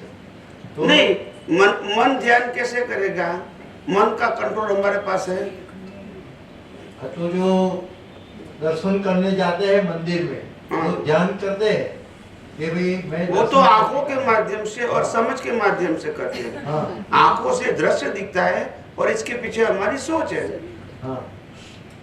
तो जो तप करते थे पहले ऋषि मुनि, वो भी ध्यान में बैठते थे ना। वो अलग करते थे। हाँ। उसको ध्यान था, उसके पीछे ध्येय था। हाँ। कि मेरे इस चीज को पाना है, इस चीज की मैं साधना करता हूँ, वो सेंटर में होता था। तो ध्यान से साधना पूर्ण होती है। हम अगर हमारे पास तो सेंटर ही नहीं है ना, हम तो मन वचन का है कि ध्यान में लगा देते हैं। ध्यान ध्यान ध्यान करने वाला कौन, ध्यान किसका करेंगे और इसका करने से हमको फायदा क्या होगा, इसका उत्तर तो चाहिए कि नहीं चाहिए? हाँ। मन करेगा, किसके लिए करेगा? वो शुद्धात्मा है। शुद्धात्मा, हाँ बोलिए, शुद्धात्मा है। फिर वो शुद्धात्मा के लिए मन को ध्यान में लेना पड़ता है, मैं ऐसा मानता हूँ। मन को, पहली बात है कि मन को ध्यान में लगा के क्या करोगे? जो मन अपने आप चलता है, इसको ध्यान में कैसे लगाओगे? अगर ध्यान में लगाओगे तो फिर ऐसा नहीं कहेंगे कि मेरे को बुरे विचार क्यों आते हैं। अगर हमारा कंट्रोल है तो फिर बुरे विचार क्यों आते हैं? ये बात तो अच्छे करना चाहते हैं तो अच्छे क्यों नहीं होते हैं? अगर हमारा कंट्रोल है तो।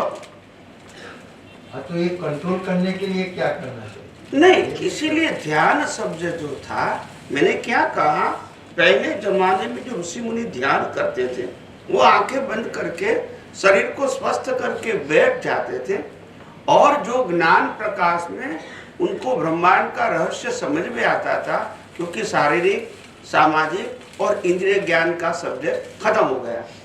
अभी वो ब्रह्मांड के रहस्य को समझने में, अनुभव करने में ध्यान लगाते थे। आप समझे? ये प्रकृति की अवस्था में डीप में जाने के लिए पाप पुण्य कैसे होंगे, सिद्धि कैसे प्राप्त होगी, आप समझो ना, शांति कैसे मिलेगी, उसके लिए वो महापुरुष ध्यान नहीं करते थे।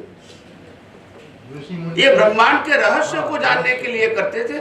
और जैसे जैसे उन्हें रहस्य जाना, लोगों को बताया, इसी से तो किताब बनी।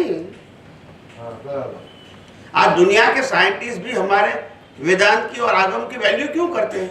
क्योंकि ये लोगों ने रिसर्च करके बताया है। तो ध्यान एक प्रकार का रिसर्च है, मन की शांति के लिए नहीं है। आप समझे? और ये मन की शांति के लिए ध्यान है, वो तो टेम्पररी हेल्प करेगा। क्या बताया? टेम्पररी। हाँ, वो तो करेगा ना। जब थोड़े समय के लिए दुनिया को भूल जाते हैं, विचारों को भूल जाते हैं, इंद्रिय ज्ञान को भूल जाते हैं, ज्यादा ध्यान में चले जाते हो तो शरीर को भी भूल जाते हैं, तो थोड़े समय के लिए शांति तो जरूर रहेगी, मगर इससे कोई सॉल्यूशन मिलेगा? तो फिर हमारे जीवन का पजल तो वही का, बेनिफिट क्या हुआ? हम जब हमारे जीवन में बहुत सारे प्रश्न हैं और हम ध्यान में बैठे, उस समय हमारे प्रश्न से हम अलग हो गए। चले नहीं गए, अलग हो गए। फिर जागृत हो गए तो फिर प्रश्न वही के वही आए। हाँ, ऐसा ध्यान हम जब रात को सो जाते हैं तो वो नॉर्मल होता है, बोलते नहीं है।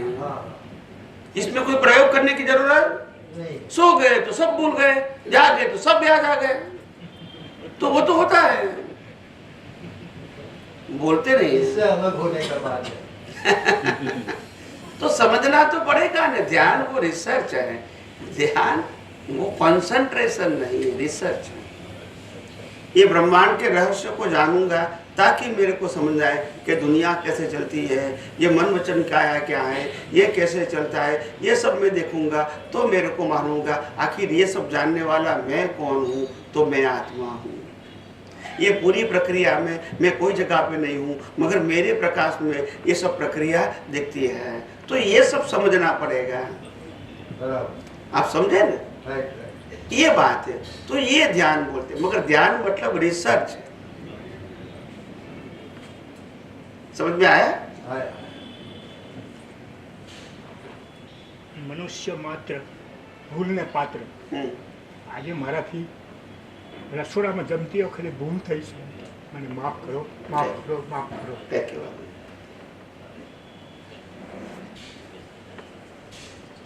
मतलब ध्यान मतलब एक प्रकार का रिसर्च है। रिसर्च का मतलब ये दुनिया का कुछ ऐसा सनातन सत्य जाने, ताकि हम वो सनातन सत्य के हेल्प से हम धीरे धीरे उससे अलग रहे, ये प्रक्रिया को जान के। इसके लिए ध्यान जरूरी है, मगर हम खुली आंखें भी अगर कुदरती रचना को समझ पाते हैं तो आंखें बंद करना इतना जरूरी नहीं है। आखिर समझना वो इम्पोर्टेंट बात है। तो इसीलिए तो अगर ध्यान आंखें बंद करके कोई रिसर्च करते हैं, यूनिवर्सल ट्रूथ का कुछ रियलाइजेशन करते हैं, तो अच्छी बात है। बाकी तो शांति के लिए ध्यान करते हैं, वो टेम्पररी जरूर हेल्प करेगा, कोई भी प्रकार का ध्यान। पति क्यों? Okay okay okay. बीजानो प्रश्न लो। जय सच्चिदानंद ज्ञानी पुरुष ने नमस्कार। मगनभाई जादव देव क्या छे? ओके। प्रश्न 1, अवकाश तत्व અને આત્મા તત્વ મહાતત્વ કહી શકાય? સમજાવો।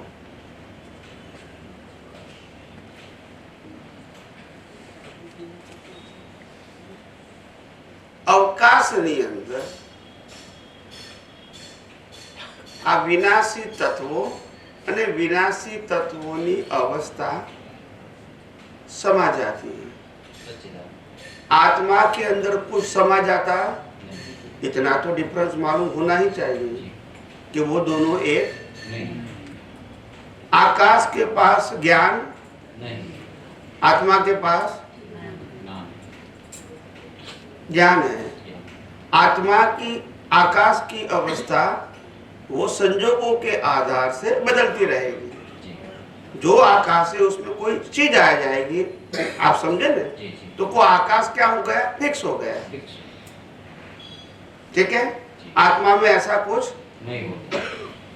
वो सभी प्रकार की प्रक्रिया आकाश में होती है, आत्मा में नहीं होता।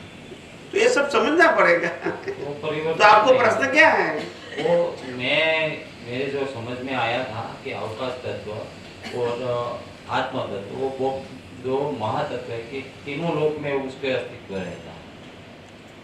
ठीक है, तो आत्मा तत्व वो ज्ञान तत्व है और आकाश तत्व वो स्पेस तत्व है। वो निगोद में भी रहता है, यहाँ स्पेस है, बिना स्पेस तो अवस्था कैसे आएगी? निगोद क्षेत्र, लोक क्षेत्र, और सिद्ध क्षेत्र, चीज़ है। स्पेस के बिना कैसे बोलोगे? वो सभी तत्व नहीं रहते हैं, लेकिन ये दो तत्व रहते हैं। तो इसलिए मैं ऐसा दृष्टि से, लघु दृष्टि से देखने समझने गया तो सभी जगह पे ये स्पेस भी है और आत्मा भी है।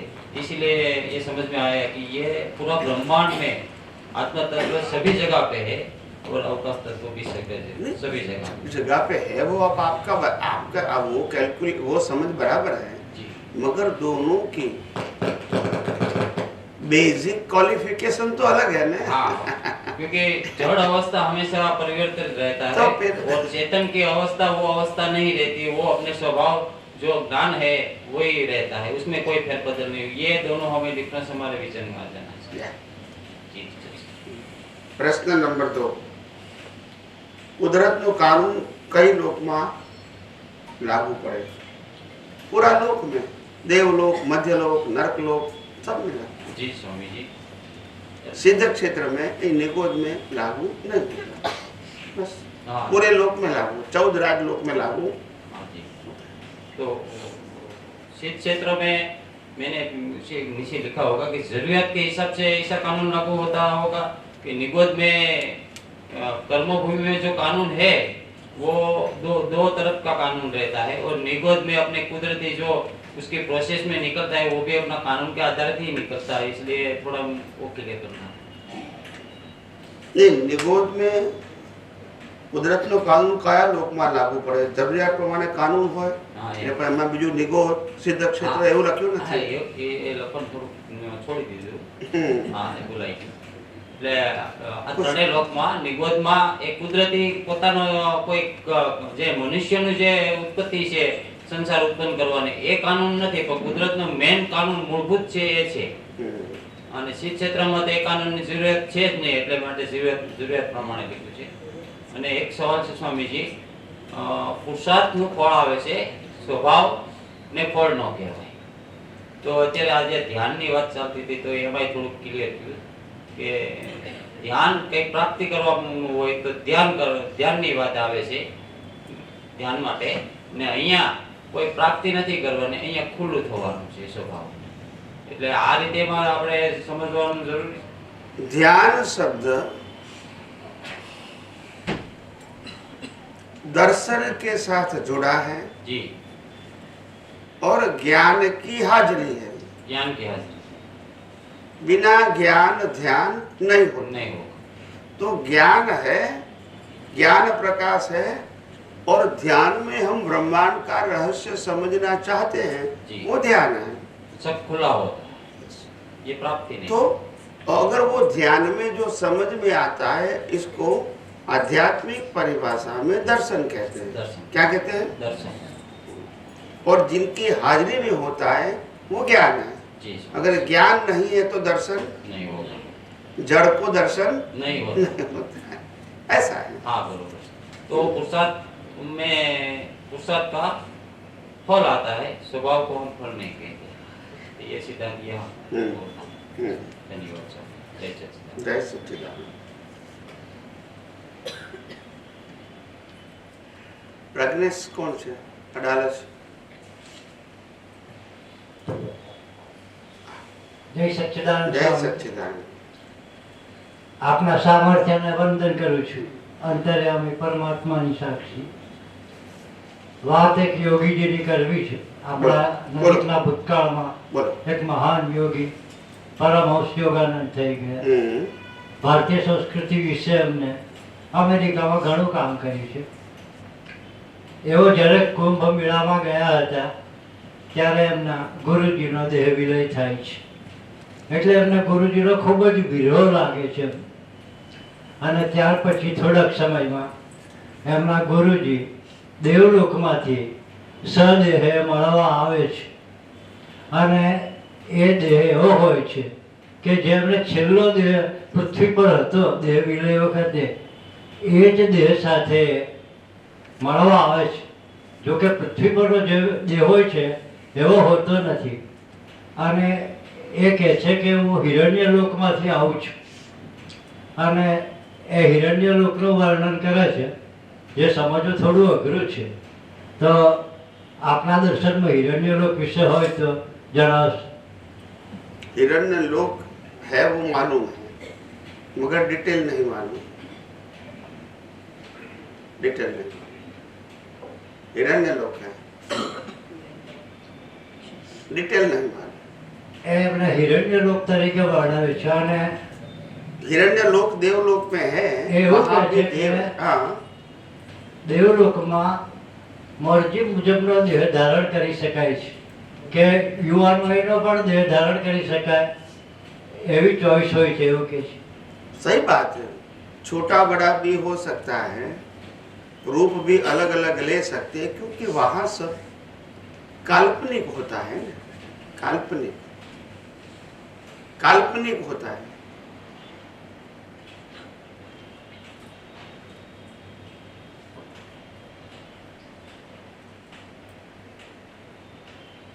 જય સચ્ચિદાનંદ.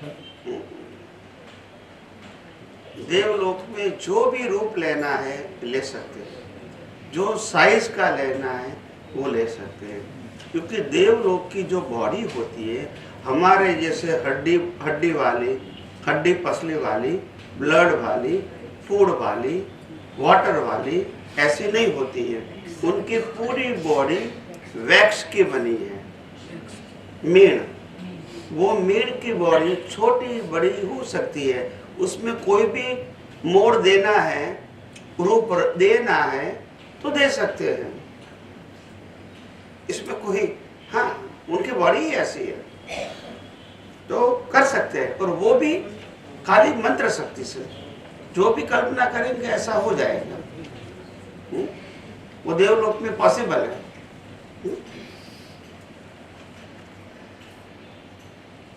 એક જ સવાલ છે. એક જ વ્યક્તિને બે સ્વરૂપ બે જગ્યાએ દેખી શકાય?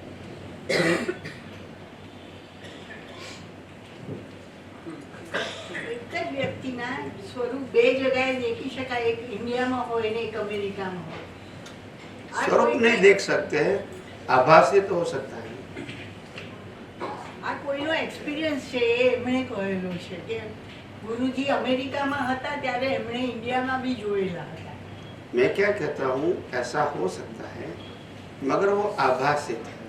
फिजिकल फॉर्म ऐसा आभास होता है कि वो मेरे सामने आए, बैठे, बातचीत किया, चाय पानी पिया, फिर चले गए. ऐसा लोगों को भाषित होता है, आभासित. ऐसा वास्तव में पॉसिबल नहीं, बिल्कुल पॉसिबल नहीं.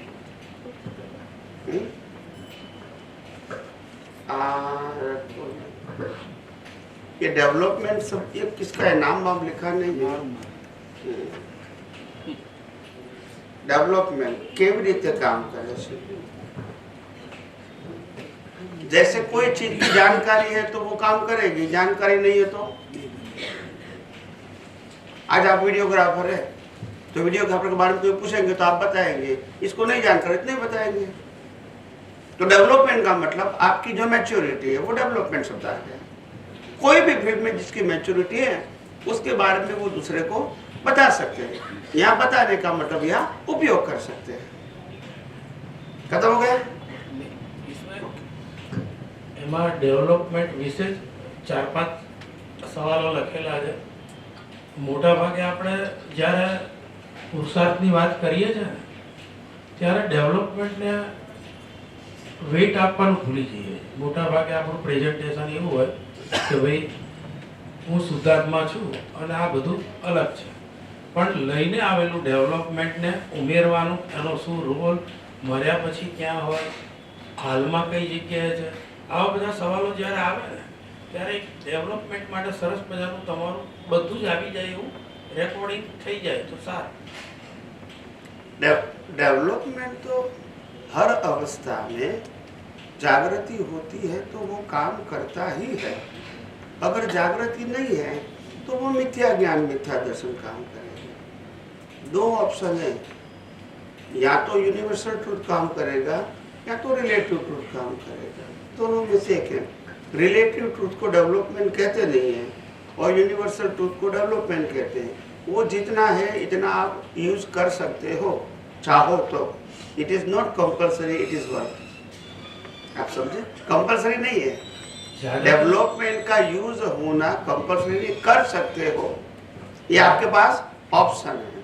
अगर ऑप्शन नहीं होता तो फिर मिथ्या ज्ञान, मिथ्या दर्शन का उपयोग क्यों करेंगे फिर? मगर ऐसा नहीं है, कोई भी कर सकते हैं।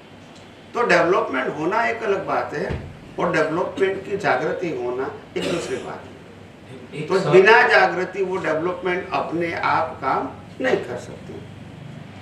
एक सवाल से माध्यम से मैं आपको पूछता हूँ, जैसे मैंने आज आपने जो हमारे से जो भी आपके माध्यम से ओपन हुआ ज्ञान और वर्तमान संजोग जब भी आते हैं उसमें हम जो भी एप्लीकेशन करते हैं उसमें कितना % इस वक्त का ज्ञान दर्शन का है और कितना % डेवलपमेंट का। हम कभी कभी गलती प्रेजेंटेशन में क्या कर देते हैं, मैं तो हमेशा ज्ञान दर्शन में रहता हूँ 24 घंटे, मैं तो रह ही लेता हूँ। अब उनको दो डिमार्केशन पता नहीं है कि ये डेवलपमेंट लेके आया था 50% वाला, उसकी रेंज का वाक्य बना, तो तूने ज्ञान दर्शन एप्लीकेशन किया नहीं था, वो अपने आप हो गया इंटरेस्ट के कारण। एप्लीकेशन करना जरूरी है जो आप बता रहे हो, लेकिन वो दोनों के बीच का डिमार्केशन उनको पता नहीं है ना, तो उनको क्या लगता है मैंने आज का ज्ञान दर्शन का उपयोग किया, फिर हमको डिटेल करवाते हैं कि आपने जो किया उसमें ये जोड़ो, बार बार याद कराते हैं। तो इस तरह का पूरा एक लेसन चाहिए। तो क्योंकि वैसे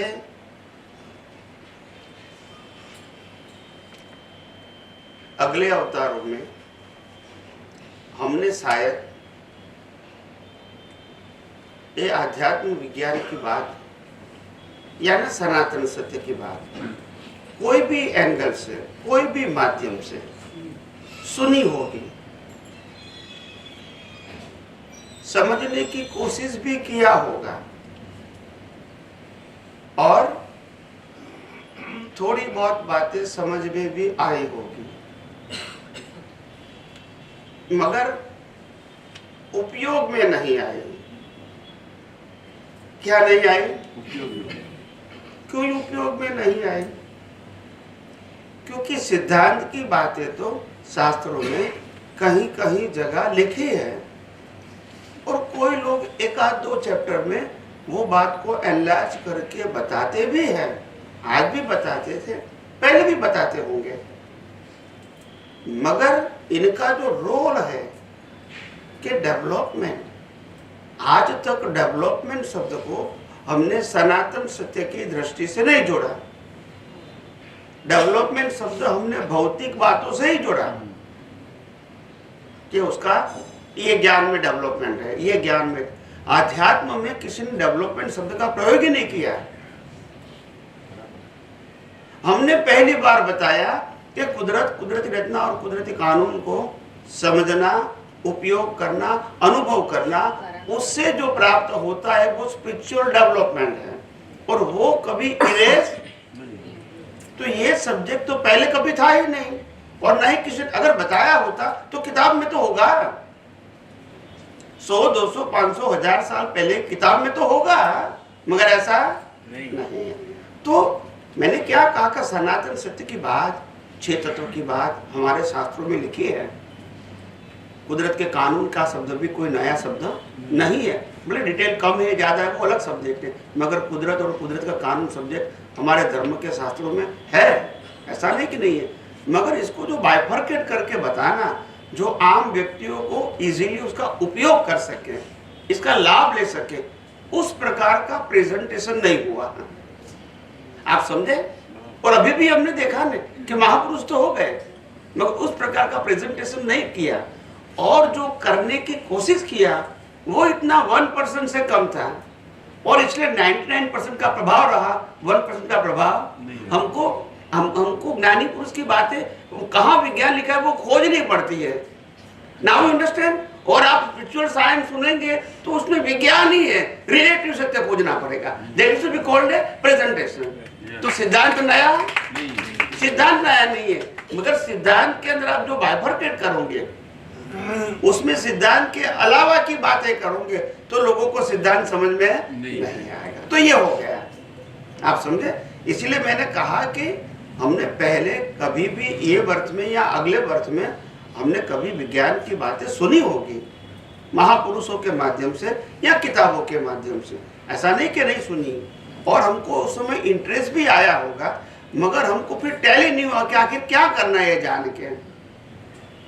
ये जान के चलो भी 6 तत्व है, बता दिया, शास्त्रों में लिखा है, हमको जान के क्या मतलब? तो उत्तर नहीं। तो बात ये है, इंफॉर्मेशन होना और इंफॉर्मेशन का बेनिफिट क्यों लेना चाहिए, दैट इज मोस्ट इंपॉर्टेंट। नहीं तो कौन जानेगा? आज 6 तत्व की बात जो हम बोल रहे हैं, कुदरत शब्द बोल के, कुदरत के कानून की बात जो बोल रहे हैं, क्योंकि उससे ही सभी अवस्था बनी हुई है, इसीलिए उसका इंपॉर्टेंट बताया। तो कोई भी अवस्था 6 तत्वों और कुदरती कानून से बाहर नहीं है, इसीलिए वो जानना जरूरी। तो ये बताया, सिर्फ 6 तत्व नहीं बताया, नॉट इंफॉर्मेशन, अपने जीवन में इनकी वैल्यू क्या है वो बताया, इसीलिए जानना जरूरी है। तो पहले तत्व तो बताया, ऐसा नहीं कि नहीं बताया, मगर तत्व का बेनिफिट क्या है वो जान के वो नहीं बताया, और इसीलिए हमने इंटरेस्ट नहीं लिया।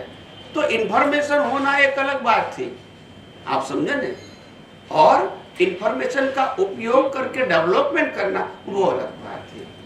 तो हमारे पास आध्यात्मिक डेवलपमेंट नहीं था, मगर आध्यात्मिक बात वो हमारे दिमाग में थी। जैसे मिथ्या ज्ञान मिथ्या दर्शन था, ऐसे सम्यक ज्ञान सम्यक दर्शन भी था। नॉलेज के फॉर्म में कहो, इंफॉर्मेशन के फॉर्म में कहो, उस समय इंटरेस्ट भी था, मगर कोई समझाने वाला नहीं मिला, तो हम समझ नहीं पाए, और समझ नहीं पाए तो उपयोग नहीं कर पाए, तो अनुभव नहीं हुआ। उस समय आपकी गलती ऐसा नहीं है, कोई समझाने वाला नहीं तो आप क्या करोगे? तो ये हो गया।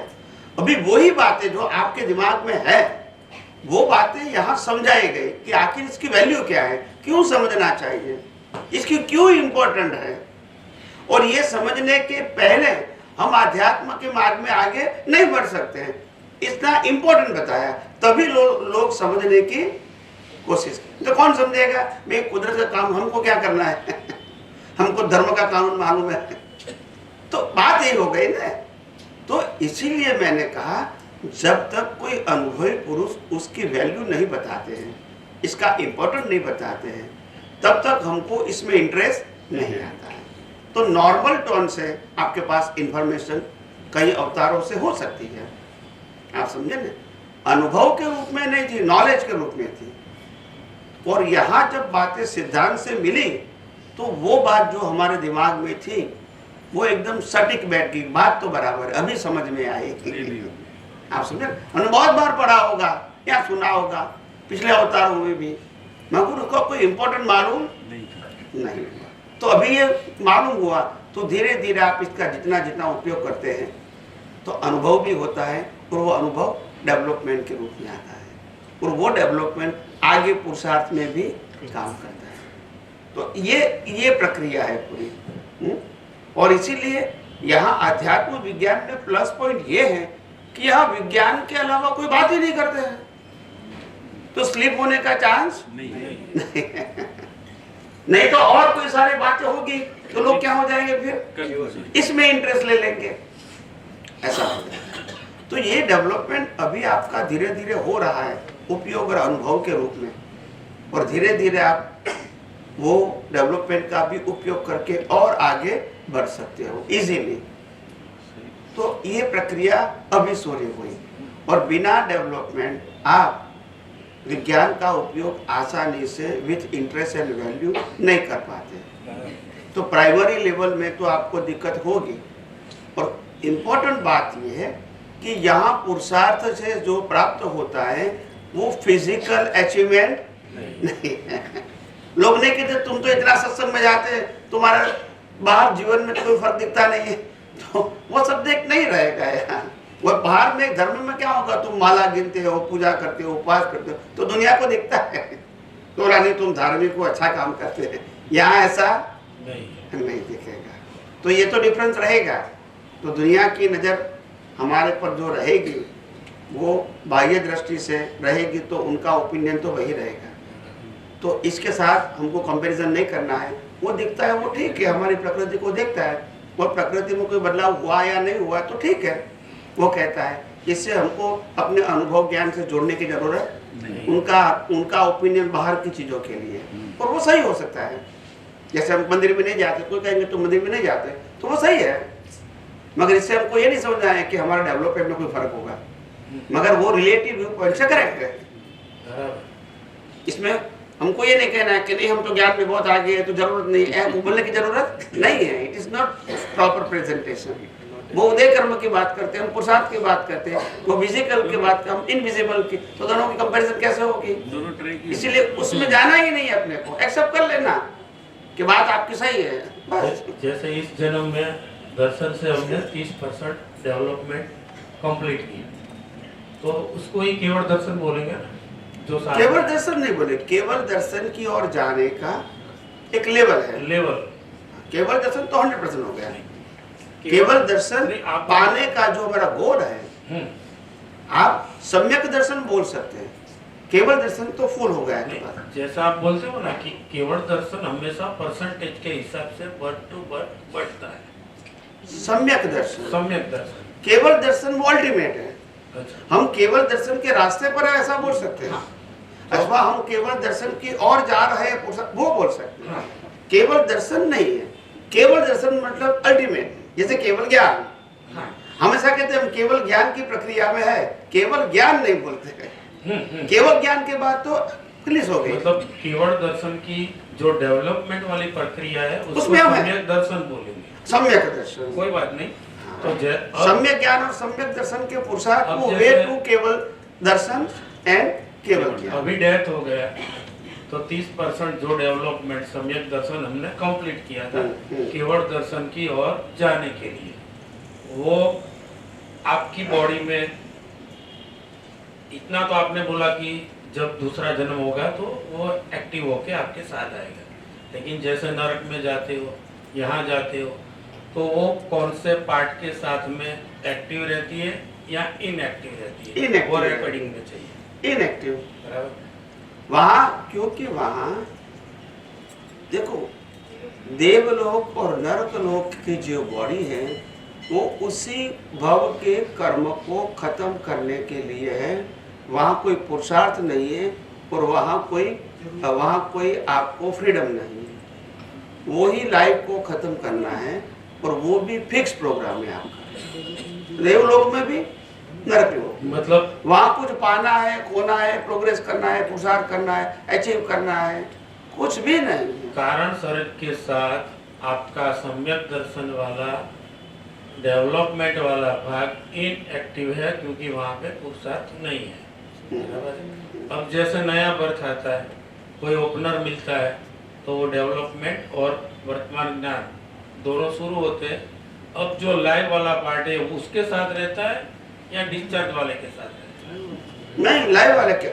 हमने कहा कि आध्यात्मिक डेवलपमेंट में चार्ज डिस्चार्ज शब्द नहीं होता है और कभी माइनस भी नहीं होता। ये सब बातें अभी आप बताइए। हमको जितना ज्ञान समझा रहे हो, वही मैंने बता पहले रहे भी हो, कहा था। तो डेवलपमेंट और ये ज्ञान मिला के जो हमको किसी को समझाना है, देना है प्रेजेंट में, तो ये लाइव वाला पार्ट प्रकृति के माध्यम से डेवलपमेंट वाला भाग बोल सकता है, किसी को समझा भी सकता है। बराबर। डेवलपमेंट वाला भाग है वो तो आपका है, और जो समझाने की क्षमता है वो तो समझ से भी समझा सकते हैं। डेवलपमेंट होना जरूरी नहीं है। हाँ, वो भी बराबर।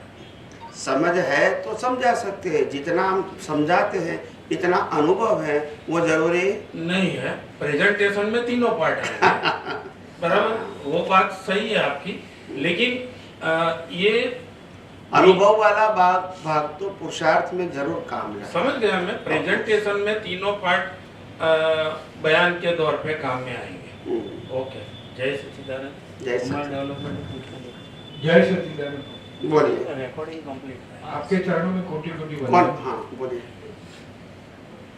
જીવ અભવી અને ભવી જીવ હોય એનો મોક્ષ થાય આ કાળચક્રની અંદર, તો जिसको मतलब संकेत प्राप्त हुआ है, मतलब ये ज्ञान प्राप्त हुआ है कि मैं शुद्धात्मा हूँ और जो सारी अवस्था है वो कुदरती रचना है, पूरी समझ में बैठ गया, तो उसको अगले चौथे आरे तक में उसका मोक्ष निश्चित हो जाएगा। डेवलपमेंट उसका बढ़ता जाएगा, मतलब उसको ये समझ आ गई, डेवलप मतलब संकित हो गया, तो अब अगले जन्म में ये 5वां आ रहा है, वहां तक वो जो 6ठा गुण स्थान के विज्ञान पूरा चौकड़दम से समझ सके, ऐसा पुरुषार्थ करके आगे बढ़ सकता है। आगे तो बढ़ सकता है, मगर उसका काल चक्र जो आपने बोला ना भवी जीव है, उसका काल चक्र पूरा होने तक चौथे आने में अभी सब मोक्ष जा सकते हैं, ऐसा काल आएगा तो वहां उस काल चक्र तक में उसका मोक्ष निश्चित हो जाएगा।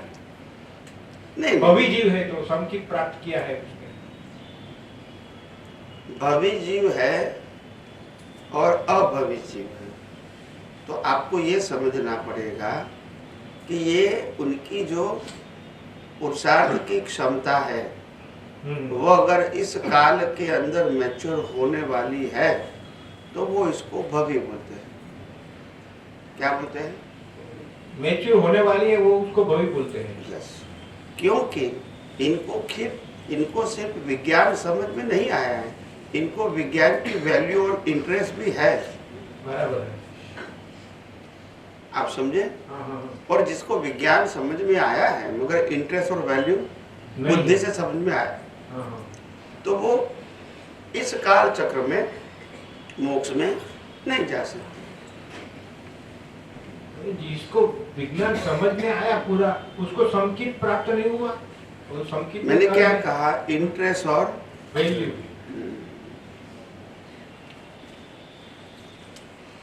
संकित होने के बाद भी हजारों अवतार होते हैं।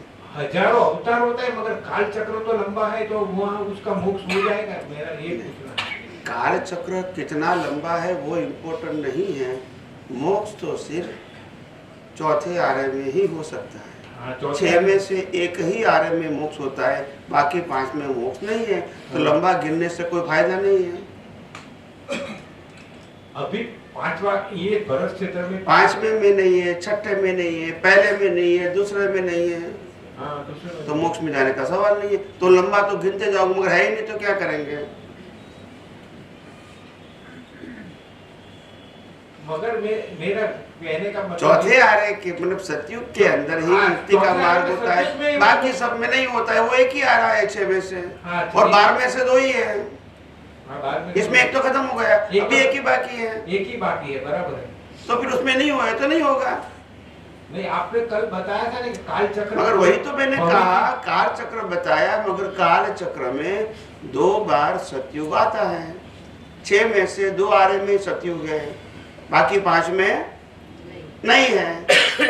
समझो अभी एक बार चौथा आ रहा है, अभी 5वां है, फिर से रिवर्स में चौथा आ रहा है, वहां तक में उसका जा हो सकता है। तो वो तो फिर साइकिल चेंज हो गई।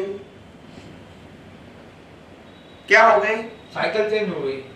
अभी जो आएगा सतयुग, हाँ, ठीक है, हाँ। उसमें नहीं गए तो फिर जब सतयुग आएगा तो वो साइकिल तो खत्म हो गई, एक राउंड खत्म हो गया, तो काल चक्र तो पूरा हो गया, पूरा हो गया। वही तो मैं कहता हूँ, अभी जो सतयुग आएगा उसमें ही अगर मोक्ष में जाता है तो ये काल चक्र के लिए भवी जीव है, तो नहीं जाएगा तो अभवी है, भले संकित है। आप सब लोग भवी अभवी को जिस प्रकार से भय स्थानक बताया है ना, वो कितना मेरे को समझ में नहीं आता है कि भले जिसने भी कहा है बताया, यानी अभवी जीव यानी कितना खराब भवी है, अभवी जीव है। मेरे को समझ में नहीं आता है कि 24 तीर्थंकर पिछले सर्कल में अभवी थे, तभी तो ये अवतार में गए। लोगों को समझ में नहीं आता है कि इतना जोर क्यों दे, अभवी का मतलब वो काल चक्र में नहीं गए। तो 24 तीर्थंकर पिछले काल चक्र में अभवी थे, इसीलिए ये काल चक्र में गए। तो इसमें कोई डरने की बात नहीं है मेरा कहना। लोग इतना इसको डेंजरस बताते हैं जैसे बहुत गलती कर दिया, अभवी जीव अभवी, ऐसा नहीं समझो। वो तो तीर्थंकर गोत्र बांधा है, इसलिए उसको अलग काल चक्र में उनका मोक्ष हो सकता है। मेरी बात सुनो, मगर सामान्य जो केवली जो मोक्ष जाना चाहते हैं, कोई भी व्यक्ति है जो काल चक्र में मोक्ष में नहीं जाएगी, इसको काल चक्र के लिए अभवी बताया, इसमें स्टेटस का सवाल नहीं है। मगर संकित प्राप्त हुआ, मैं क्या कहता हूँ, जिसको वैल्यू है, केवली हो या तीर्थंकर हो, जो ये काल चक्र में मोक्ष में नहीं जाएगा वो एक काल चक्र के लिए अभवी है। फिर नेक्स्ट काल चक्र में तीर्थंकर होके जाए या केवली होके जाए, मगर ये काल चक्र के लिए वो अभवी है। हमें समझ में आ गया? डेफिनेशन की बात करता हूँ मैंने, पोस्ट के बाद, और जब भी मैंने डेफिनेशन दिया तब मैंने पोस्ट के बाद नहीं कही। पोस्ट की बात नहीं करता हूँ मैं क्या समझना चाहता हूँ, खुद के लिए, खुद स्वार्थी हूँ इसलिए बात कर रहा हूँ कि मैंने मेडिकल कॉलेज में एडमिशन लिया, 15 बार 25 बार मैं फेल हुआ, फिर भी मैं मेडिकल की डिग्री मिलेगा ऐसा मुझे, तो मैं ये संकित प्राप्त किया, तो मुझे आज ये पक्का करना है कि मैं मोक्ष में जाऊंगा। तो ये जानने के लिए, ये पक्का करने के लिए मैं आपको पूछ रहा हूँ कि काल चक्र की अवधि में मेरा मोक्ष होगा कि नहीं। इसलिए मैं सामान्य जीव भी हो सकता है कि नहीं, वो पुरुषार्थ करेगा, उसको वैल्यू है, मोक्ष में ही जाना है, मगर जो संजोगों आते हैं उसमें वो डेवलपमेंट होने के बाद भी उपयोग नहीं, मतलब उसका जन्म आयुष्य कर्म के हिसाब से और जन्म लेना पड़ेगा, मगर काल चक्र के एंड के पहले उसका मोक्ष हो जाएगा निश्चित, ऐसा निश्चित रह सकते हैं। जैसे हम डॉक्टर बन सकते हैं मेडिकल में लिया, तो ऐसे हमने संकित प्राप्त किया, हम पुरुषार्थ करते हैं, हमने वैल्यू है आत्मा की, और ये पूरी समझो ये पूरी साइंस की कुदरती रचना की वैल्यू भी है, तो हम निश्चित जाएंगे। वो पक्का समझ, कहीं कहीं क्या होता है कि हम महाविद्या में जाके ही मोक्ष पाते हैं। महाविद्या में तो सिकंदर स्वामी का भी आयुष्य इतना है कि अगली 24 के 8वें तीर्थंकर इस भरत क्षेत्र में आएगा तब उनका निर्माण हो रहा है, तो वहां तो बहुत लंबे साल का आयुष्य भी मिलेगा। तो यहाँ जल्दी लोगों क्या, आज का फास्ट युग है, लोगों मानते हैं जल्दी जल्दी नहीं जा सकते, तो इस काल चक्र में तो जा सकते हैं, ये सब समझना चाहता हूँ। जो आपने ही जो मेरे को एग्जाम्पल अभी सबके सामने बताया कि अगर मेरे को डॉक्टर बनना है तो 1 बार 2 बार 15 बार 20 बार एग्जाम्पल देके भी मैं पास होके डॉक्टर बनूंगा, बराबर है, ठीक है, मगर फेल होके तो नहीं बनूंगा। मगर जितनी बार फेल हुआ हो तब तो नहीं बना, पास हुआ, एक धीरे धीरे अभी मैं समझा रहा हूँ, फिर आपको प्रश्न पूछने का मौका दूंगा। मैं फास्ट बोलूंगा तो समझ में नहीं आएगा, तो मैं स्टॉप करता हूँ, मतलब खत्म नहीं हुआ। उत्तर देने की मेरी प्रक्रिया स्टेप बाय स्टेप होती है ताकि लोग समझे। प्रश्न नहीं करना है और जब उत्तर खत्म, तो हमने कहा कि भी हम जब 15-20 बार एग्जाम दिया और हमारा मकसद था कि पास होना है और होंगे, और 15 बार 20 बार हम एग्जाम दे के 1 बार पास हो गए और हम डॉक्टर डिग्री मिल गई। तो कुदरत यही कहती है कि आपका 1 अवतार हो या 50 अवतार हो, एग्जाम में पास हो गए तो मोक्ष। बोलते नहीं है, एग्जाम में पास हो गए तो कुदरत कहाँ मना करती है, पास तो होना पड़ेगा ना, पास तो होना पड़ेगा। तो मैं और क्या कहता हूँ, मैंने और क्या कहा? आप पास नहीं होंगे तो क्या होगा फिर? मैं दूसरी एंगल से भी समझता हूँ। 7वें गुण स्थानक तक हम ये 5वें आरे में समझ सकते हैं। 5वां आरा जब तक चाले हमारे अगले जन्म होगा और हमें ये डेवलपमेंट में वैल्यू है और इंटरेस्ट है और ऐसा ही हमारा भाव है, तो अगले भी जन्म में हमको कोई ज्ञानी पुरुष मिलेगा और आगे बढ़ेंगे, बढ़ते जाएंगे। ऐसे फिर हम जब वो श्रेणी में आएंगे तो हमारा डेवलपमेंट का उपयोग करते हैं, गिर जाते हैं, मगर एक बार चौथा आरे का एंड तक में हम निश्चित मोक्ष जाएंगे, ऐसा मैं अपने मन में ऐसा सेट करना चाहता हूँ। इसलिए मैं तो सेट तो कर सकते हैं, मैंने माँ कहा मना किया। सेट करने के लिए मैंने कहा मतलब आप ज्ञानी पुरुष से ये मशवरा लेते कि भाई आप वो पुरुषार्थ रखोगे तो 100% पास होगा, ऐसा आपसे भी मैं एक क्या बोलो उसको ज्ञानी पुरुष गारंटी नहीं देंगे। ये बात ज्ञानी पुरुष ने बताई कि आपको पास करना पड़ेगा कुछ एग्जाम। बिना पुरुषार्थ में क्या कर सकते हैं? कैसे दे सकते हैं? मैं गारंटी देने से क्या फर्क होगा? मैं कोई कुदरत जो एग्जाम लेती है देती है, मैं इतना बोल सकता हूँ कि अगर ये कुदरती कानून और कुदरती रचना के विज्ञान की प्रक्रिया के माध्यम से अगर आपको ये समझ में आ गया है और आप इसका सही प्रकार से उपयोग करके धीरे धीरे अज्ञान मिटा रहे हैं और एक दिन सभी प्रकार का आपकी दृष्टि में जो अज्ञान है वो मिट जाएगा, तो आप कुदरत की एग्जाम में पास हो गए। फिर किसी की लागवक की जरूरत नहीं है, किसी के स्टैम्प की जरूरत, लागवक की वो बात नहीं है, स्टैम्प की भी जरूरत नहीं है। समझ के भाई आप इस बात में ऐसे कर सकते हो। जब हम अज्ञान मिटाएंगे तो इसमें कोई ऑप्शन ही नहीं है। भाई मैं पास हो गया तो डिग्री मिलनी ही है, पास नहीं हुआ तो डिग्री कैसे मिलेगी? कभी वो मंदिर के गेट में जाते हैं, अंदर आ गए तो आपको दर्शन हो जाएगा, इसलिए हम भी ये संकित के मार्ग में आ गए तो हमें मोक्ष मिल जाएगा, ऐसा तो बोल सकते हैं ना। मगर तुम टाइम की बाउंड्री बताते हैं, इसीलिए मैंने कब कहा कि तुम्हारा मोक्ष नहीं होगा? आप समझे? वो तो नहीं कहा ना, मैंने किसी को नहीं कहा, आप समझे ना। और मैं तो ये कहता हूँ कोई भी व्यक्ति कभी भी मोक्ष में नहीं जाएगी। व्यक्ति नहीं कहूंगे, आत्मा, कोई भी आत्मा कभी भी मोक्ष में नहीं जाएगा, ऐसा पॉसिबल है ही नहीं। ये आपकी बात बहुत सही है, हो ही नहीं सकता। कितने टाइम पे जाएगा वो नहीं बता सकता हूँ, मगर आत्मा कभी मोक्ष में नहीं जाएगा ऐसा हो ही नहीं सकता, क्योंकि आत्मा चेतन अविनाशी अनंत ज्ञान वाला है, उसमें कोई कमी नहीं। चाहे तीर्थंकर का आत्मा है, केवली का है या सिद्ध का आत्मा है और हमारा आत्मा है, आत्मा में कोई अंतर नहीं है। हो सकता है हमारा आत्मा की हाजिरी में जो प्रकाश है वो प्रकाश का उपयोग जब तक हम अज्ञानता के माध्यम से करेंगे तो कर्म बनते रहेंगे, जन्म मरण होते रहेंगे, हम मना क्या करते हैं। मगर आत्मा कभी अज्ञानी होगा, आत्मा कभी मोक्ष में नहीं जाएगा, ऐसा कैसे बोल सकते हैं? आप समझे? व्यवहार राशि में आया वो जीव, वो आत्मा अवश्य मोक्ष में जाएगा। कितना टाइम पीरियड लगेगा वो हमारा प्रश्न नहीं है, हम इसका उत्तर नहीं दे पाते, मगर जाएगा जरूर। ये अभावी जीवी का आपने बताया ना, वो बहुत मेरे से हुआ था जब नया आपसे मिला, आधा ज्ञान लिया था, फिर थोड़ा समझ में, आधा मतलब आधा समझ में आया, शुरुआत समझा करो। आधा ज्ञान समझ में आया था, आधा लिया, ऐसा बोला, आधा ज्ञान लिया था बोला। व्याकरण के साथ बोलूंगा शाम हो जाएगी, हो गई, 3 बार घंटी बजाओगे, शाम हो गई।